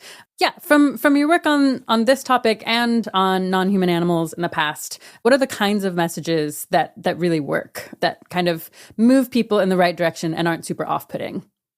Yeah, I think that is a great question. And it is really helpful to think about lessons learned from animal ethics in this context. The first thing to say is there is no universal answer to that question, as far as I can tell. It really depends on the specific details of your situation. Who are you as a speaker? Who is the target audience? What is the message? What is the context? And what is your role in this broader division of labor? Because I think it would be a mistake for everybody to be making the same messages in the same ways all the time. Better to have a kind of broad pluralistic coalition where some people are making moderate messages in a relatable way and other people are making more radical messages in, yes, a potentially alienating way, but then they can kind of virtuously work together. People who are making radical messages, they might alienate people initially, but they also shift the center of debate and they make the moderate messages look more reasonable in comparison. And then the people making moderate messages can then persuade people to accept incremental changes, and that shifts the goalposts and brings us a little bit closer to possible radical goals that we might be interested in pursuing. And so I actually would not necessarily want everybody to avoid being off-putting. I think there is a place for being off-putting as part of this division of labor, but it should happen for specific strategic reasons, and it should happen in moderation. And I will make one final point about this, to not ask these questions in universal terms. Are AI systems conscious, but rather to ask about particular systems with particular features? Because as with non-human animals, but even more so, there are going to be a lot of differences among AI systems. Right, like whole new species of AI systems, I guess. Exactly. And I've been making that mistake a lot during this conversation, so that's a helpful flag, clearly. Pushing on to another topic, looking even further out, I guess, if we assume that progress in AI systems will continue and that there are, I guess, no fundamental reasons artificial systems can't be sentient. For example, we need a biological substrate to be conscious. I guess we can imagine that it's very possible that we'll end up with AI systems that are pretty clearly sentient, either because consciousness arose naturally in what we built or because we kind of deliberately built sentient systems. But it might be clear that they can feel pleasure and pain in ways that mean that they clearly deserve moral consideration, but there might also be a bunch of differences between humans and artificial minds that might necessitate kind of entirely new moral concepts. What might AI systems want and need, and how might that affect our moral concepts as we have them today, I guess? Yeah, this is a great question because, as both of us were saying a moment ago, the tree of life is already huge and diverse. It includes all of the different animals as well as other living beings, and their minds and wants and needs, if they have wants and needs, are already incredibly diverse and in some cases very different from our own. And if and when AI systems and other non-carbon-based beings might have wants and needs, that tree of beings might be even larger and even more diverse. And we might have even less of a window into what it is they actually want and need. So that already creates a lot of uncertainty, even if we use familiar concepts like promoting welfare or respecting rights or cultivating virtuous attitudes or cultivating caring relationships. Even if we have those ordinary moral aspirations, we might have a really hard time knowing how to discharge those responsibilities, given how much less we know about their minds than we already know about, for example, other animals. Yeah, I mean, I think I want to get even more concrete on some specific differences that an AI system might have relative to humans that might totally kind of flip a lot of our norms and kind of moral concepts on their head. So one example I find really fascinating of a kind of potential difference between a biological mind and an artificial mind is that artificial minds might be able to be copied in the same way that we can copy anything digital. And there are a bunch of questions I'd like to ask you about this. But to start, what's one kind of big moral implication that comes to mind for you of something like copying digital minds? Copying digital minds is such an ethical minefield because, first of all, it would make it a lot easier to create a very large number of potentially morally significant beings without much effort, without much expense. And that not only gives everybody a lot of power over potentially large, vulnerable populations, but it also makes, for example, the size and demographics of our global population really difficult to predict and control, really difficult to understand, really difficult to reflect through moral reasoning or legal or political institutions. And so that prospect takes a lot of what is already really complicated about managing a large and diverse human and non-human animal population, and it makes it a million times more complicated. It also raises ethical questions about the moral status of the copies, of course.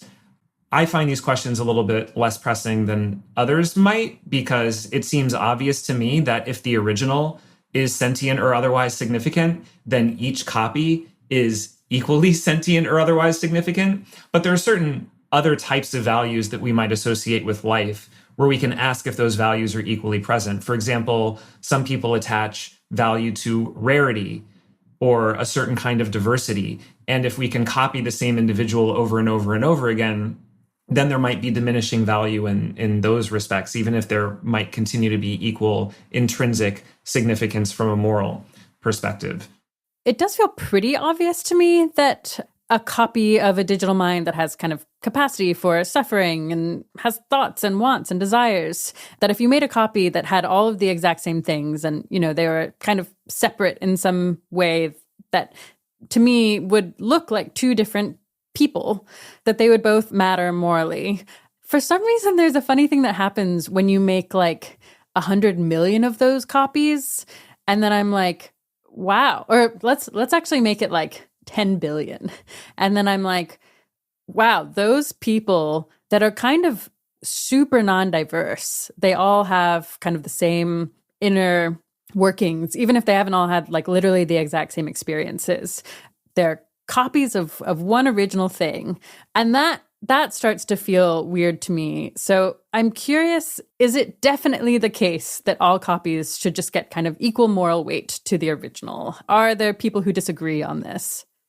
I am not sure if people disagree. It does seem clear to me that a copy of a morally significant individual is also morally significant to the same degree. If somebody has twins, those individual humans are not less important simply in virtue of being twins. They should not get less consideration when people are making decisions about whether to cause them suffering. They should get the same amount of consideration that they would have gotten if they were an only child. And I think that the same would be true of digital copies if we had reason to believe that the original and the copies do have the capacity for consciousness and sentience and agency and so on. I think that no matter how many copies we make, each one of them would have as much significance as they would have if they were the only one. It creates other kinds of questions and challenges if millions of them are being made, again, in terms of, is there diminished value in other respects like aesthetic value or instrumental value of other kinds? Are there risks that it will, in some sense, change social demographics in a way that affects legal and political institutions? Is there a sense in which it will produce social stagnation because less variation means less social change over time? So there are all kinds of further questions and challenges that are raised. But when it comes to the intrinsic moral significance of the individual copies, I at least feel confident that that would still be present no matter how many there are. Yeah. Okay. I think I do buy that. And maybe what is happening is I'm actually jumping to those other questions where I'm like, if there are 8 billion copies of a particular digital mind in a way that makes kind of all of that demographic super homogenous, and because they're people with preferences and desires and wants and needs, let's say I would have the intuition that they should all have the right to participate in democracy and kind of have a say in how society is organized. But it's strange to me that such a homogenous group would all get, I don't know, I guess if it's 8 billion of them, equal voting power to the rest of society. Like, is that weird or bad? Or am I just being biased because it's like quite different to the way I currently think of the world? Yeah, I think what it exposes is a tension between, on one hand, our current moral and legal and political systems, and on the other hand, the needs that we would have in a world where we properly represented the full range of stakeholders of our moral and legal and political decisions. We already see this with other animals. Part of why so many people are so resistant to extending, for example, legal and political standing to non-human animals is they recognize there are so many of them that if we recognize that they have legal and political standing, then we would need to very seriously transform our legal and political institutions to account for their significance in a way that we have no idea how to do. And that would happen all the more with AI systems. So I agree that it feels wrong in some way, but I think that is not coming from a problem with their intrinsic significance. That is instead coming from a lack of fit between recognizing their intrinsic significance and upholding our current institutions. Cool. So we'll come on to political institutions and whether or not we'll have to totally rethink them in this world in a bit. But yeah, just to get another concrete example of a difference on the table. Another difference between biological minds and artificial minds might be that artificial minds can potentially be connected. And I think we should start pretty basic because I find this concept of connected minds kind of hard to understand. So just to start, can you explain it for me in very simple terms? In what sense can digital minds potentially be connected? Well, imagine that you actually had the ability to communicate with someone via telepathy instead of having your own private world and being able to make your own private decisions about what to communicate and how to communicate it through language and gestures. You simply could transmit your thoughts or feelings directly to them and they could do the same. Or imagine it went even deeper, that when you had experiences and formed memories, they then inherited your memories and they had first personal memories of everything that you experienced. That would fundamentally transform our ways of relating to each other. It would fundamentally transform how we think about our own identities. It would fundamentally transform what types of expectations we could have regarding privacy, regarding autonomy. And with AI systems, that might be much more the norm than it is for humans and other animals. Now, it does exist for humans and other animals, and we can talk about that, okay. but it might be the default for AI systems. Yeah, one case that really helped me understand it a bit better while reading was the kinds of overlap that are possible in conjoined twins. Can you explain what we know about twins and to what extent twins with conjoined minds have something like connected minds? I'm not sure exactly how common this phenomenon is, but I do know that some conjoined twins with connected brains do report being able to experience each other's mental states to an extent. For example, there are conjoined twins where if one of them eats a particular food like ketchup, then both of them have a taste experience associated with ketchup. And interestingly, they might have different preferences about that. One might like the taste of ketchup and the other might dislike the taste of ketchup. And the same could be true to a certain extent with other kinds of sensations or experiences. They also report, to an extent, being able to directly control each other's limbs. Cool. So that is a mind-blowing case. I was not familiar with it at all. And I guess the thing that's particularly crazy to me is that, yeah, these are two people. They're two people that are distinct individuals with their own kind of personalities and personal identities. And yet, for some subset of experiences, they can both share the experience, have their own versions of their experience, and also have an effect on the other by doing something that, like, I would think of as only having an impact on me, like having something with ketchup on it or not. So already, yeah, this is feeling very helpful for me, kind of picturing the kinds of connections you might think could become more common with artificial minds. Yeah, is there anything else to highlight?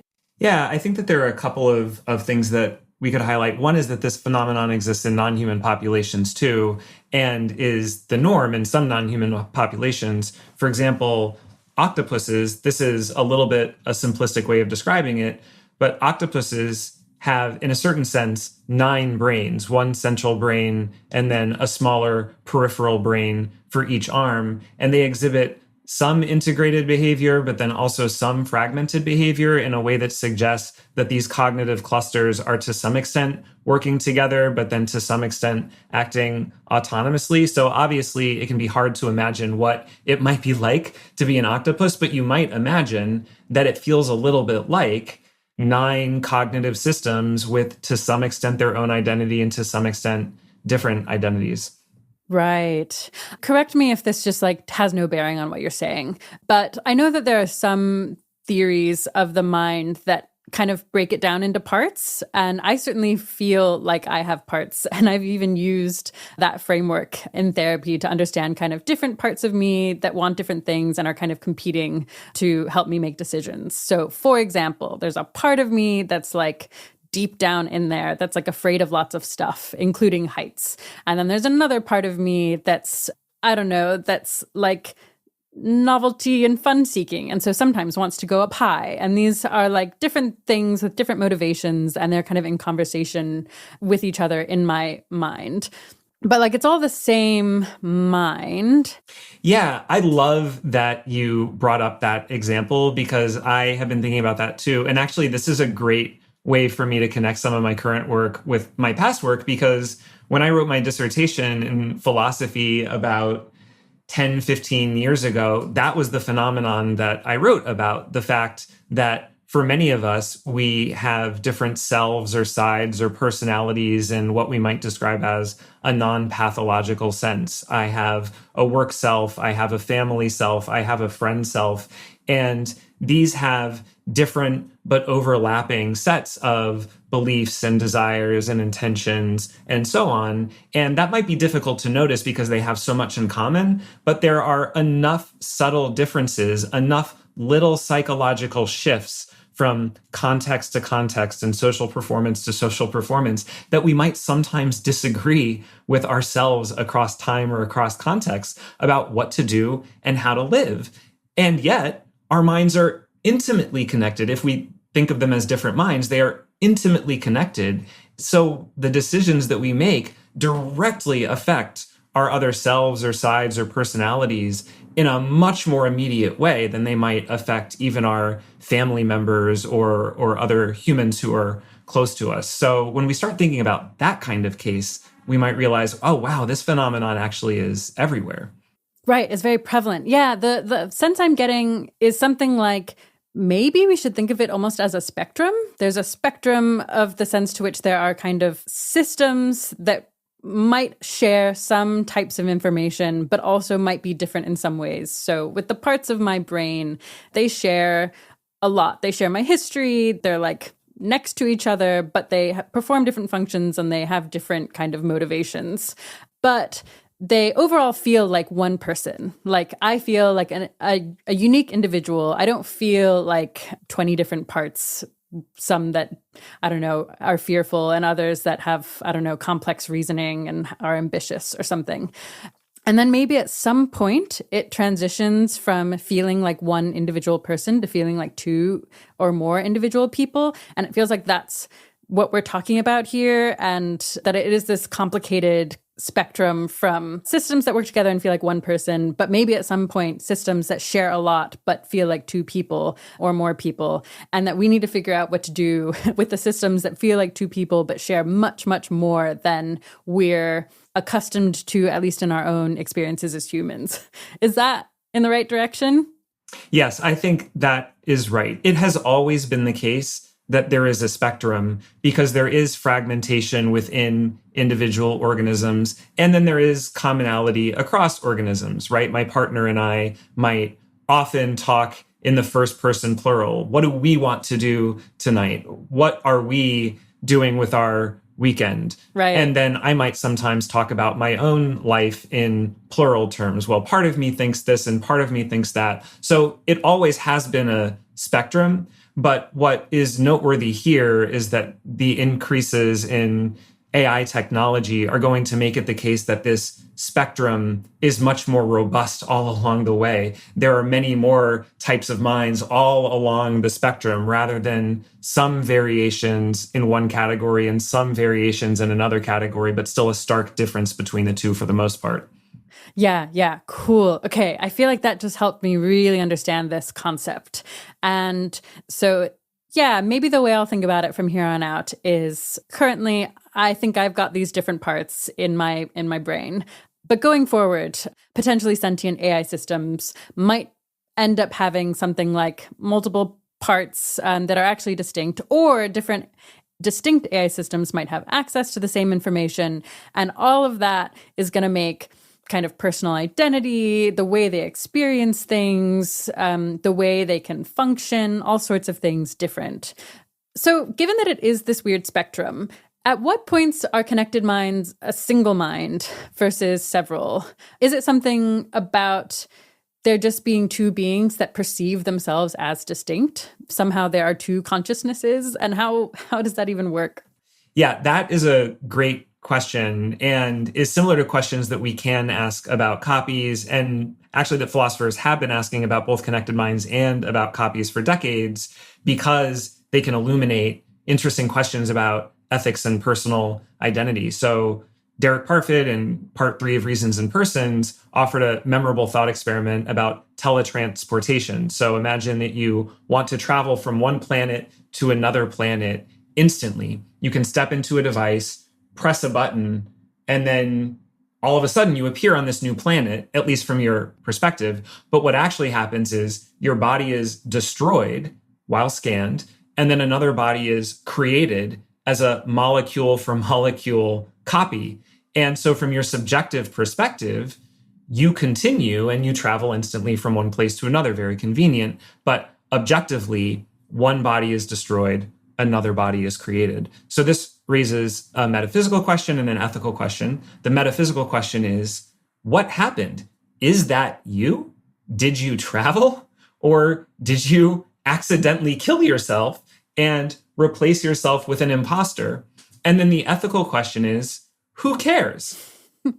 Does it matter whether that is technically you or not? And Parfit said, well, sometimes it might be you, sometimes it might not be you. It depends on further details. But ethically, what matters is whether and to what extent there is psychological connectedness and continuity with these other minds, these other selves, these other people. If this replicant, whether they are you or not, if they have your beliefs, your desires, your intentions, your memories, your anticipations, your projects, your relationships, if they can carry on for you in that way, then that is about as good as ordinary survival. And you have about the same kind of moral relationship with them that you would have had with your ordinary future self. And if we take that view seriously, then we can apply it to these questions regarding copies and connected minds with AI systems. Is there psychological connectedness and continuity? And if so, to what extent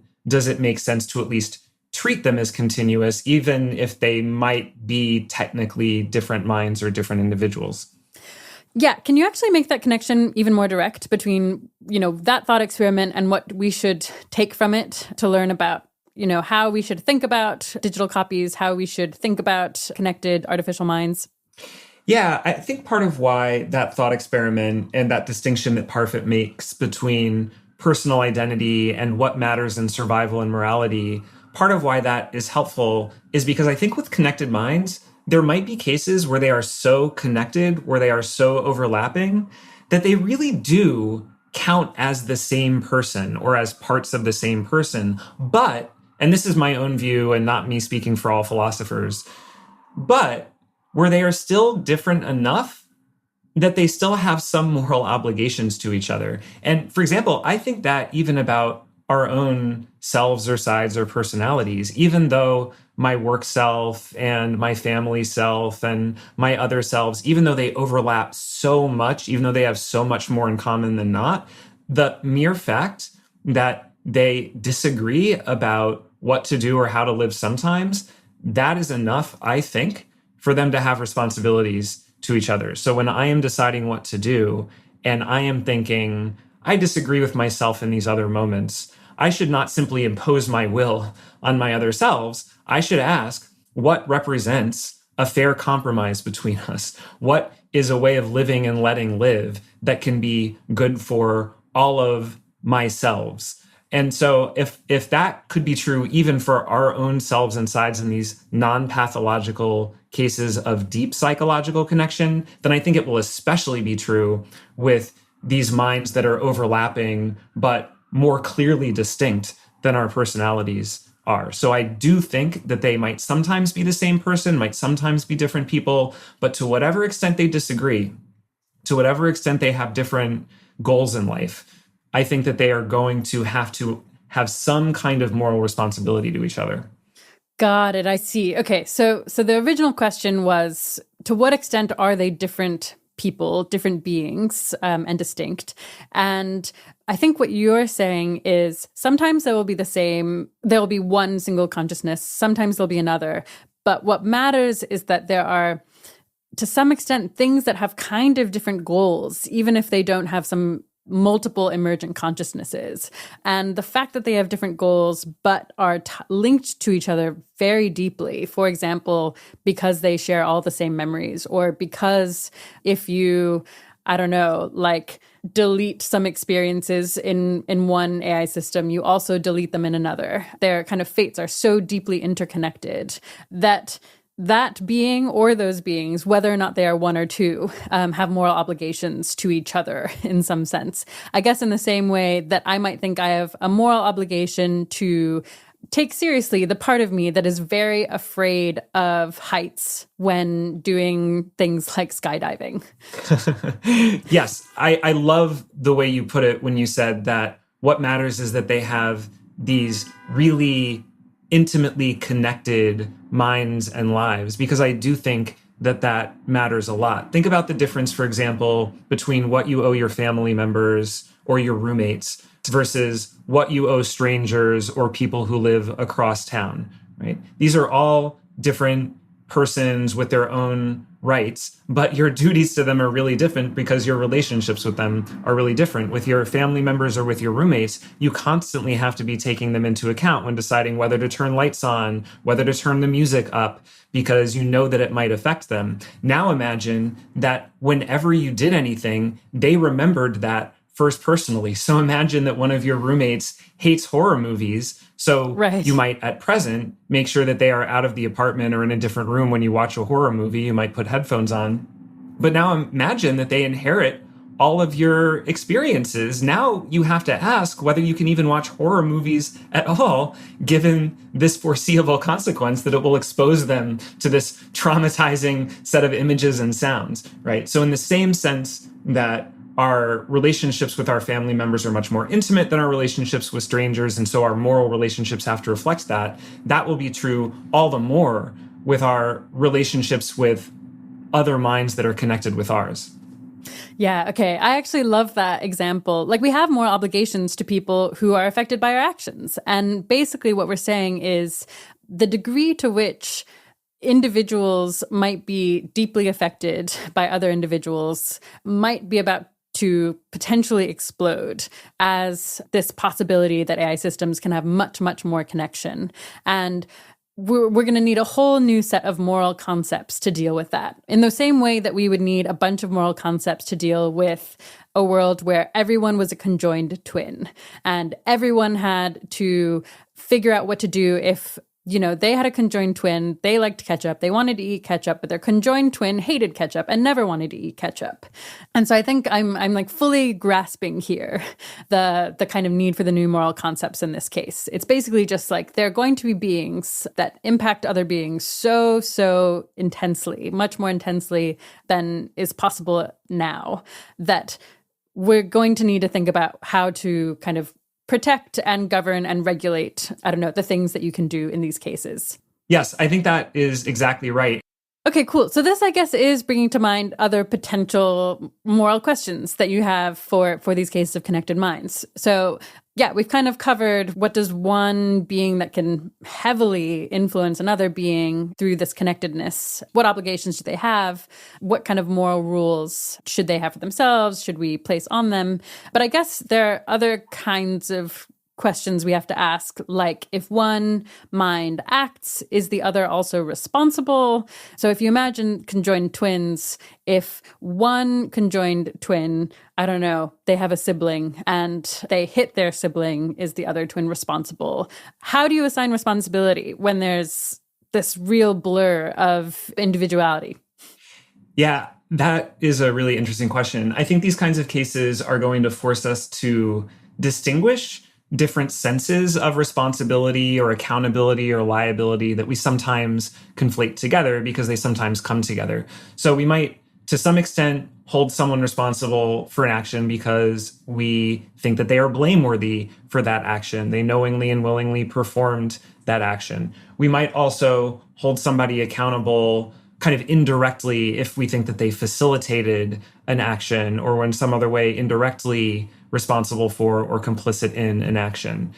Or we might hold somebody accountable in the sense of holding them liable. Like if you have a child and they throw a baseball through a window, I might rightly ask you to pay for it, even though I know you are not to blame for the window being broken. Or when a president represents a nation, we might rightly expect that president to apologize on behalf of the nation for actions of the predecessors, even though this president is not the one who made those decisions, right? So there are all of these situations where we might rightly hold someone accountable or liable in some sense, even if we are not thinking that they are blameworthy for the action. And I think that kind of analysis might be important in these cases because there might be one conjoined twin who performs a harmful action, and then the other one might not be blameworthy for it, but maybe they were negligent because they could have predicted it and they failed to stop it. Or maybe we need to hold them liable just in the sense that, practically speaking, if we have to punish one, that also means punishing the other, and we need to protect the community, and so on and so forth. So I think that we will have to get better at having a richer vocabulary for responsibility that can, in a more fine-grained way, make it clear in what sense we are holding someone responsible. And then we need to make sure we honor that with our norms of responsibility. Like if someone is liable but not blameworthy, yes, we should expect them to apologize, but should not have invective being thrown at them when doing that, right? So I think that will be the future of responsibility. And again, this was the case all along. It was harder to notice it, though, when they were coming together as much as they were with our minds. Cool. Yeah, that's all super, super interesting. And I see what you mean about, it's clear from what you're saying that there are lots of related cases where relationships are interconnected in such a way that blame and responsibility is already a bit complicated and punishment is already a bit complicated. And so maybe it's a nice thing that we don't need to invent entirely new moral concepts, but we're going to need to figure out how to apply them in cases that are pretty different to what we've got now. And that's going to be a fascinating and important challenge. Another moral question that comes to mind is more just like, Yeah, I guess I'm like utilitarian sympathetic. So it has to do more for me with like how we count up well-being, where I care more about like having many people be happy than a smaller number of people be happy. And I guess I'm curious how you count the well-being of minds that are connected.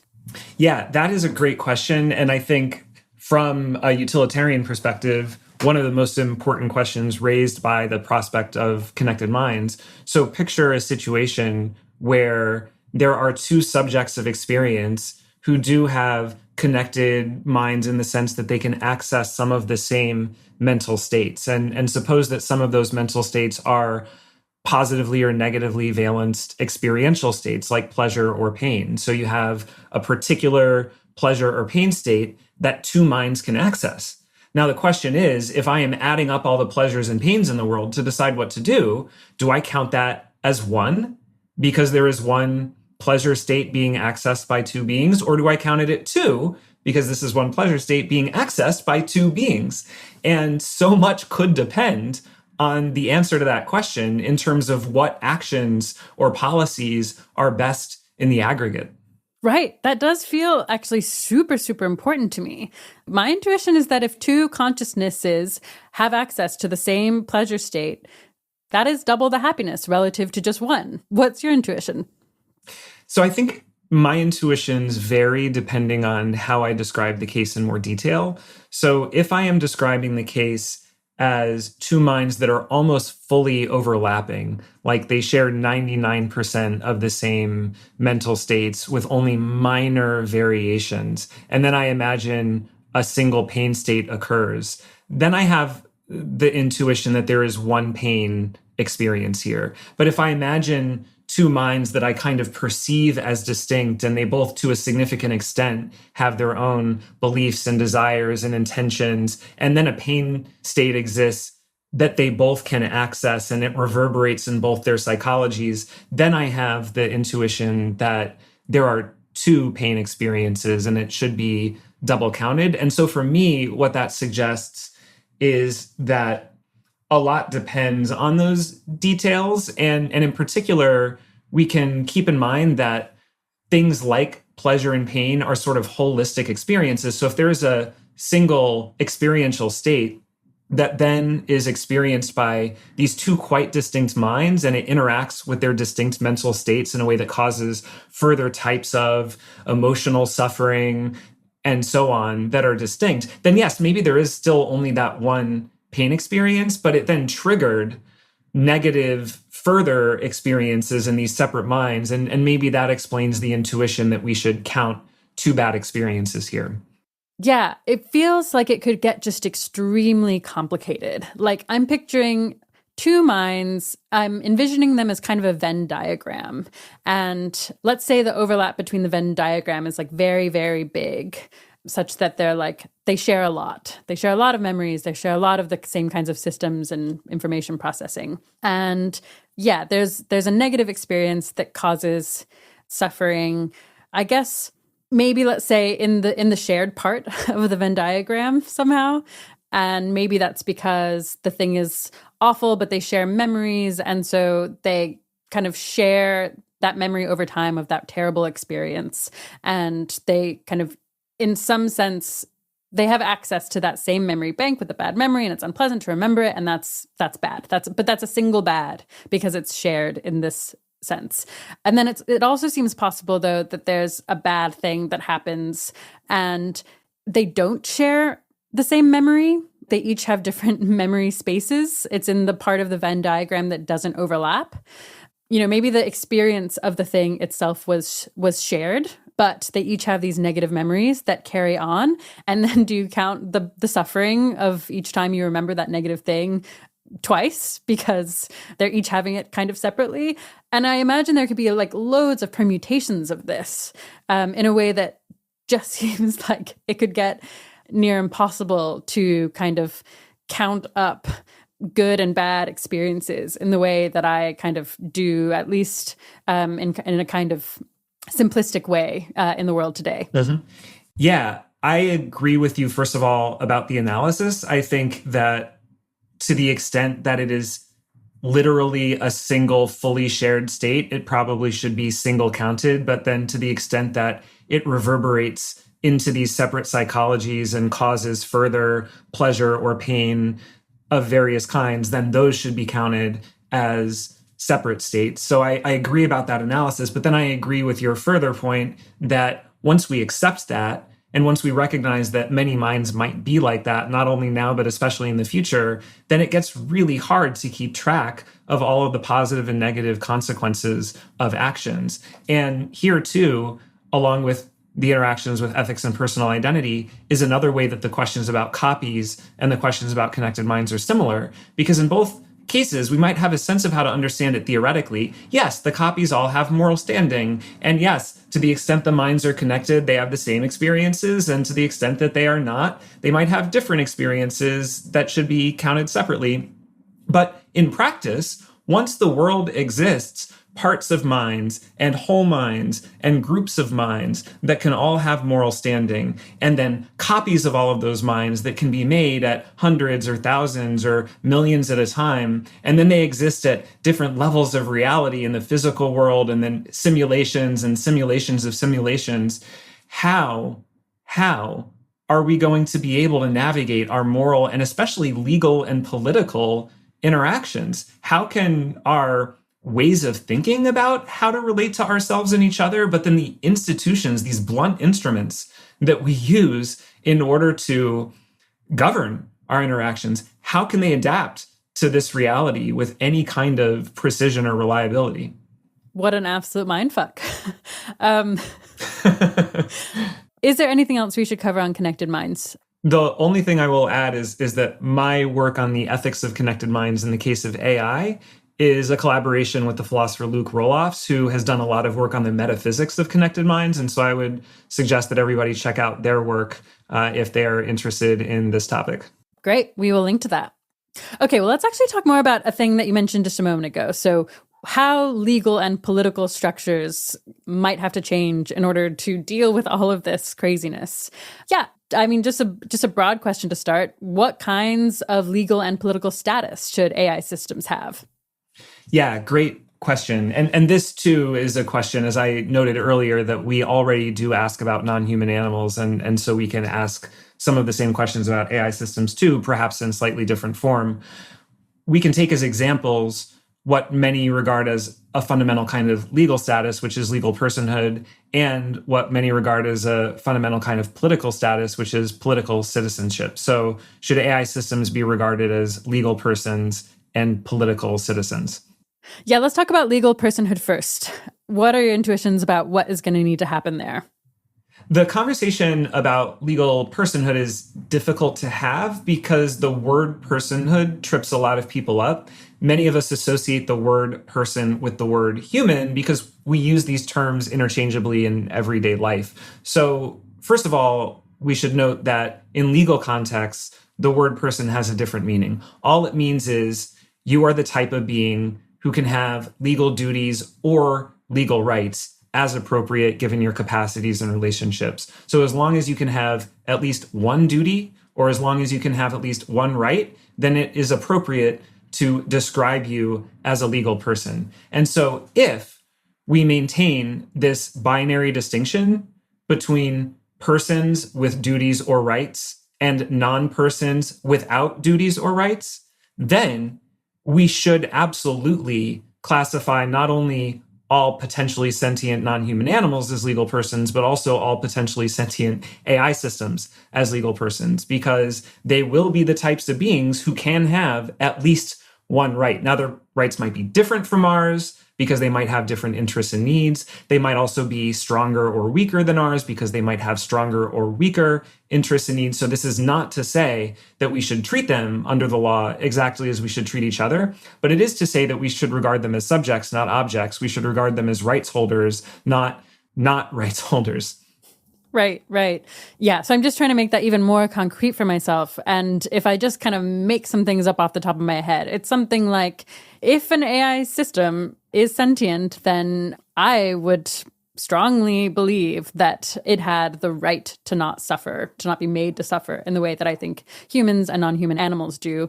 But then there might also be different ones. Like, I think I have the right to not be murdered. And you might think that an AI system has the right to not be turned off. So it has a right to power, like literal electrical power and CPUs or something. Maybe not, but like that's a kind of different thing maybe you can imagine. Are there other kinds of rights and duties we should be thinking about? Yeah, the general way to think about personhood and associated rights and duties is that, first of all, at least in my view, our rights come from our sentience and our interests. We have rights as long as we have interests. And then our duties come from our rationality and our ability to perform actions that affect others and to assess our actions. And AI systems, we might imagine, could have the types of welfare interests that generate rights, as well as the type of rational and moral agency that generate duties. So they might have both. Now, which rights and duties do they have? In the case of rights, the standard universal rights might be something like, according to the US Constitution and the political philosophy that inspired it, the right to life and liberty and either property or the pursuit of happiness and so on. To bear arms. Yeah, right. Yeah. Do they have the right to bear arms? Well, we might want to revisit the Second Amendment before we empower AI systems with weapons. Yep. So yes, yeah, we might start with those very basic rights. But then, as you say, that might already create some tensions between our current plans for how to use them and control them versus how we think it would be appropriate to interact with them if we truly did regard them as stakeholders and rights holders. Yeah, interesting. Okay, so we're going to have to kind of, on a case-by-case basis, really evaluate the kinds of abilities, the kinds of experiences a system can have, the kinds of wants it has, and from there be like, okay, this system seems to really want, let's say, I don't know, some AI systems are super social and they want to be connected up to a bunch of other AI systems. And so maybe they have a right to not be socially isolated and completely disconnected from other AI systems. That's a total random one. Who knows if that would ever happen? But we'll have to do this kind of evaluation on a case-by-case basis, which sounds incredibly, incredibly difficult. Right. And this connects also with some of the political rights that we associate with citizenship. And so this might also be an opportunity to mention that, right? In addition to having rights as persons, and I carry my personhood rights with me everywhere I go. I can travel to other countries and I ought to still be treated as a person with a basic right to not be harmed or killed unnecessarily. But I also have these political rights within my political community, and that includes a right to reside here, a right to return here if I leave, a right to have my interests represented by the political process, even a right to participate in the political process, right? And so once again, if AI systems not only have basic welfare interests that warrant basic personhood rights, but then also reside in particular political communities and are stakeholders in those communities, then should they in some sense or to some extent have some of these further political rights too? And then what kinds of pressures would that put on our attempts to use them or control them in the way that we currently plan to do? So many questions we'll have to answer are leaping to mind from this. Like, if an AI system is made in the US, is it a citizen of the US with US-based AI rights? If they get copied and sent to China, is it a Chinese citizen with Chinese AI rights? Will there be political asylum for AI systems in countries that treat their AIs badly? It's just striking me that it's going to be it's like many fields of disciplines that will have to be created to deal with what will be an incredibly different world. Yeah, I agree. I think that it is an open question whether it will make sense to extend concepts like legal personhood and political citizenship to AI systems. I could see those extensions working in the sense that I could see them having basic legal and political rights in the way that we currently understand those, with appropriate modification given their different interests and needs and so on. But then when it comes to the kind of legal and political scaffolding that we use in order to enforce those rights, that I have a really hard time imagining working. So democracy as an institution, courts as an institution. And even forget about AI systems. Once non-human animals, once the quadrillions of insects who live within our borders are treated as having legal and political rights, which I also think ought to be the case, even that makes it difficult to understand how democracy would function, how the courts would function. But especially once we have physical realities, simulated realities, copies and copies, no sense of borders in an era where the internet makes identity extend across geographical territories. At that point, if democracy can survive, or if courts can survive, we will have to, at the very least, realize them in very different ways than we do right now. Yeah. Can you talk about why those concepts might break down in a bit more detail? Like, what's your best guess at why democracy stops applying, or why it stops being useful in the way that it is now? So as I think we all know, having lived through recent elections in the United States and elsewhere, democracy is already struggling, even when we regard only our fellow humans as stakeholders in and participants in our democratic systems. Once we allow that non-humans can also be stakeholders and participants in our democratic systems, then the problems that we already face are going to be amplified. And these include really basic problems like who has the right to vote, and how can we ensure that they all have the ability to vote?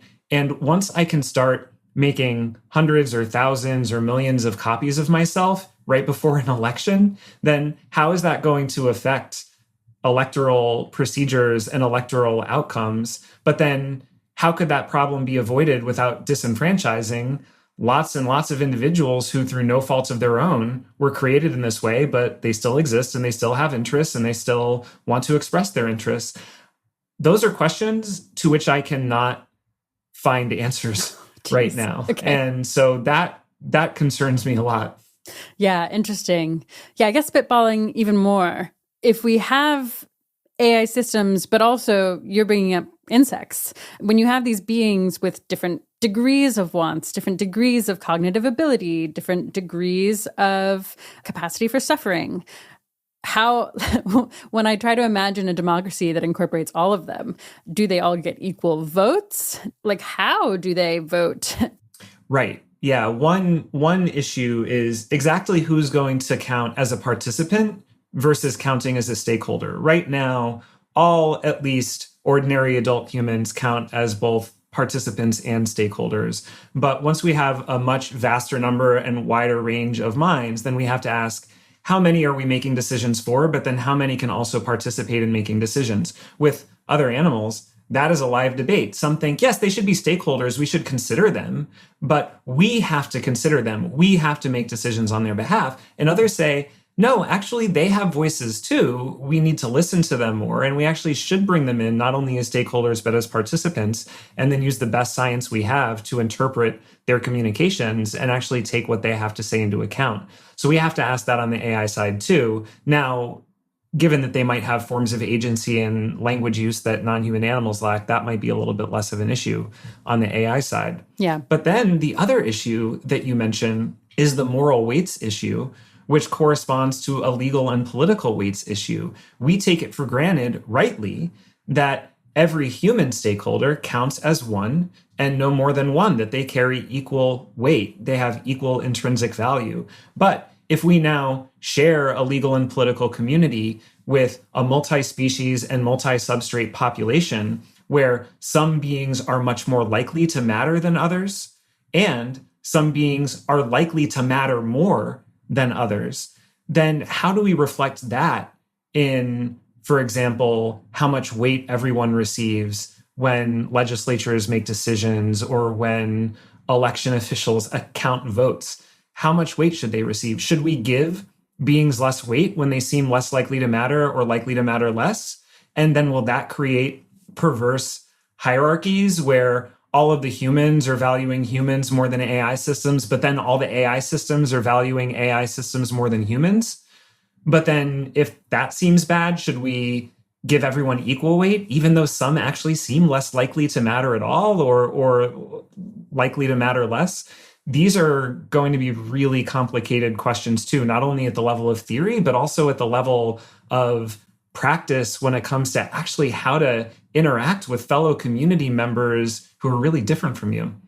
Totally. And bringing back the connected minds bit, how many votes will minds get when they have access to some of the same experiences or some of the same information? Yeah, no, I mean, exactly. It really gets to what is the purpose of voting and counting, right? Is it that we want to collect as many diverse perspectives as possible so that we can find the truth? Or is it that we simply want to count up all of the preferences because we think that that is what should decide the outcome? Right. The number of people with a view should have that much kind of proportionate weight in how things are. Mm-hmm. Yeah. And if that is how we understand democracy, then it would not matter that you have a bunch of different minds all reasoning in the same exact way and arriving at the same outcome. It might be concerning in the way that the tyranny of the majority can always be concerning, but it might still be, at least on our current understanding of democracy, what should decide the outcome. Oh, dear. Yeah, this is all just blowing my mind a bit. Same here. It sounds like we have a lot to figure out. Hopefully we have the time and the wisdom and the capacity to be able to think some of those things through, which is a great segue to building the field of AI welfare. So you've just helped create NYU's new Mind Ethics and Policy program. Maybe do you want to just start by saying what the vision for that program is? Yeah, the NYU Mind Ethics and Policy program launched in fall 22. And this is a research and outreach program that examines the nature and intrinsic significance of non-human minds with special focus on insects and AI systems. We want to understand what kinds of systems can be conscious or sentient or sapient, and what kinds of moral and legal and political status should they have if they are or might be. So many of the questions that you and I have been discussing. And we are doing research to address those issues, having events about those issues, bringing together early career researchers to support their work around these issues. And we would love to hear from people who are working or interested in working on these issues. Cool. First of all, thank you for doing that. That seems really important. And yeah, I guess as you've shown me, it seems like there are loads and loads of things to learn. But what do you see as the kind of major priorities for AI welfare research right now? Yeah, part of what makes this such an exciting field right now is that there are so many important and interesting questions to ask. But when I think about general priorities, I think about several different categories. The first category is which beings matter, which beings are or might be sentient or otherwise significant. And then how much do particular beings matter? What kind of welfare capacity might they have? And what degree of moral significance might they have? In what ways do particular beings matter? What might they want and need? And what might we owe them in light of those wants and needs? And then what follows for our actions and policies? So should they be legal persons? Should they be political citizens? How will democracy and liberalism and capitalism and these other basic institutions function in a world where they exist and are treated as stakeholders or participants? So those are the general categories, but within each of those categories are a bunch of important questions that I hope people can be working on. Great. Yeah, and I guess as part of that, you're really building this new field and you're figuring out kind of what you want the culture of that field to be and the principles you want it to kind of act and live by. And you've actually written up a blog post outlining some of those principles. And we can't go through them all now, but I did want to talk about a few of the more important ones. Which do you think is the most important principle for this field going forward? Well, I can quickly mention a few that might be obvious, but I think are really important for field building purposes, which is that a field for AI welfare research should be pluralistic, multidisciplinary, and in a certain sense, multi-issue. And what I mean by that is, first of all, it should be pluralistic. We should not take for granted any particular theory of value or any particular theory of right action. We should not assume that welfare or moral standing is a function of pleasure and pain. We should allow for the possibility that it might result from other types of states too. And it should be multidisciplinary in the sense that it involves work in the humanities and the social sciences and the natural sciences. We need work in the humanities to understand what welfare is, what we might owe very different kinds of beings. We need work in the social sciences to figure out how we relate to each other, how we can realistically improve those relations. And we need work in the natural sciences, of course, to understand cognition and behavior for these minds.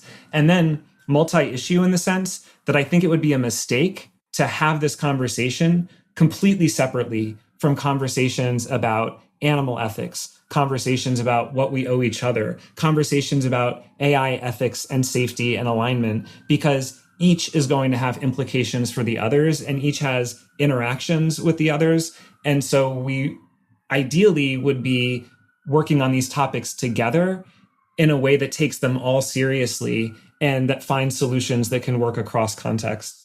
Nice, nice. And for people who are kind of inspired by this and want to contribute, what kinds of backgrounds might be most helpful? Well, the nice thing about this field, as we are thinking about it, is that it is pluralistic and multidisciplinary and multi-issue enough that we should be working with people with a lot of different backgrounds and interests. So we should have philosophers and sociologists and biologists and cognitive scientists and computer scientists and policymakers. We should have all of those people not only working on the topic, but having conversations with each other. And so I think there are a lot of different types of contributions that can be made. And if people have interest in the field, then I would suggest erring on the side of being in touch or erring on the side of thinking about how you might be able to contribute. Cool. Well, we'll link to a bunch of different articles and blog posts that you can read if you're interested in learning more about this topic and interested in learning more about how you might be able to contribute to it with your career. But we are out of time, so I should ask a final question. And I'm going to ask my favorite final question, which is, if you had to just completely change careers and somehow became totally indifferent to making the world a better place, which I think would be hard for you, what would be the most kind of self-indulgent or most enjoyable career for you to pursue instead? I love that question. I do love my career and feel very grateful to be able to do what I do. And I will say that when I was graduating from college, I was considering this as one of 3 possible careers. The other 2 were law and TV comedy. When I was in college, I had an internship in TV comedy, and I was really close to pursuing that professionally instead of going to grad school. And then even when I went to grad school, I went to NYU where I now work. I took the opportunity to study improv comedy at the Upright Citizens Brigade Theater, and then I performed improv comedy in the city for several years while I was a grad student. That's amazing. And yeah, I loved it. I loved every part of it, honestly. And if I was pursuing a career solely for the joy that I receive when engaged in an activity, I think the kind of creative expression that you have with a group of people when making up a show on the fly or when doing comedy or doing art of any kind, I think that that would probably compel me to pursue some kind of career in TV or film or theater. So again, glad that I chose this career, but that might have been the alternative career had things gone a little bit differently. I love that. Well, in another universe, hopefully, I get to watch you do improv. Yeah, I guess a bit of a rogue question, but is there anything that improv comedy can teach us about doing good in the world? Honestly, I think there are a lot of things that it can teach us about doing good. I was not taking those classes and performing improv specifically to learn life lessons that I could apply to my work and to my attempts at altruism. But I did learn some of those lessons. I can say one general one and then maybe a couple of specific ones. So one general lesson is that philosophy and comedy are actually a lot alike. They both force us to confront cognitive dissonance, contradictions in ideas. They might do it a little bit differently. For example, a philosopher might say, consider this thought, now consider this thought, see how they contradict, how will we resolve this contradiction? Whereas a comedian might present the contradiction in an amusing manner in a way that invites you to sit with that discomfort and to, yes, find it amusing, but then to also reflect on it. And good comedy can be a vehicle for social change in the same kind of way that good philosophy can be for that reason. And sometimes it can even be a better vehicle for social change because it operates in this more playful space that helps you to let your guard down and be a little bit more adventurous, a little bit more open-minded, a little bit more receptive to novel ideas or resolutions to contradictions. And so I think that can be a reminder that even though we engage in really serious topics, it helps to have a little bit of a playful mindset sometimes so that you can have that same kind of open-mindedness. Totally. Yeah, you said there were a few specific ones. What were those? Yeah, there are also a bunch that come from improv. I can maybe mention a couple in the interest of time. One is that, of course, a foundational principle for improv comedy is yes and. So you might enter a show or a scene with a strong idea about how you want the show or the scene to go, but then a scene partner might initiate a completely different idea, and you have to be prepared to set your idea down and enthusiastically embrace this new idea and then add to it and build this new scene with your partners.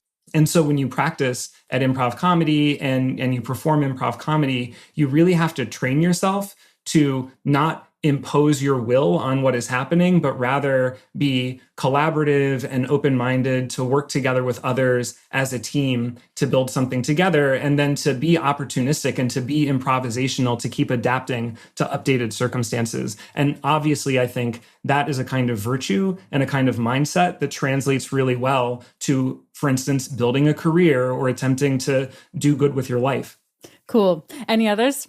Yeah, another is that it trains you to identify links between things that initially seem to have nothing to do with each other. So the way that you build an improv show is you start with scenes that have nothing to do with each other, and then you do second beats of those scenes. And then as the show comes to a close, you start to tie the scenes together, and then it all weaves together and it ends in this gratifying, unified state. And similarly, I think it can help in life or in a career to have all of these different interests, all of these different aspirations, and not necessarily impose unity or integration on them right away, to let them be what they are. And then you can gradually identify surprising and interesting connections between them over time. And if you eventually develop an area of expertise, it might exist at the intersection of all of these different random interests that you had. So allowing yourself that space for curiosity, the pursuit of seemingly unrelated things, and then discovering those connections and bringing them all together in the middle of or later on in your career, I think is a really wonderful experience and one that was reinforced for me when I studied improv.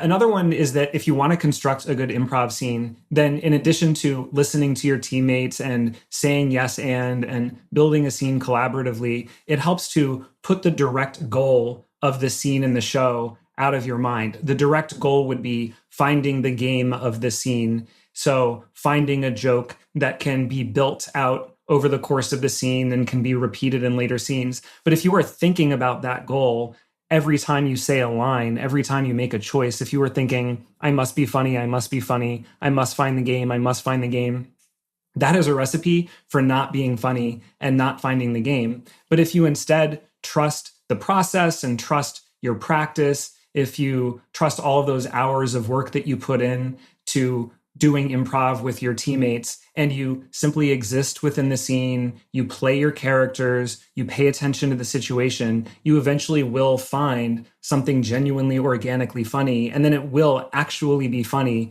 because you were pursuing the goal indirectly rather than pursuing it directly. And I think that has clear implications for how we live our lives and how we try to do good works too. For effective altruists or utilitarians, if we spend all of our time thinking, how can I do the most good possible? How can I do the most good possible? How can I maximize utility? How can I maximize utility? That is a recipe for not doing the most good possible, for not maximizing utility. You would never get out of bed in the morning because you would be calculating the long-term consequences of which sock you put on your feet first. Instead, if you cultivate virtuous character traits, if you build structures that incentivize and pull good actions out of you, if you find general social and professional roles in life through which you can do the most good, and then if you spend most of your time in everyday life simply playing those roles within those structures, expressing those character traits, then you will do much more good, much more effectively and sustainably in the long run than you would have done otherwise. Nice. I love that. Let's wrap it up there. My guest today has been Jeff Sebo. Thank you so much for coming on the podcast, Jeff. It's been really a pleasure. Thanks so much for having me. Yeah, this has been a great conversation. If you enjoyed this episode, I highly recommend our interview with Rob Long on why large language models like GPT probably aren't conscious. It was my first interview for the show, but it's also still one of my favorites. All right, the 80,000 Hours podcast is produced and edited by Kieran Harris. The audio engineering team is led by Ben Cordell, with mastering and technical editing by Dominic Armstrong and Mila McGuire. Additional content editing by myself and Katie Moore, who also puts together full transcripts and an extensive collection of links to learn more. Those are available on our site. Thanks for joining. Talk to you again soon.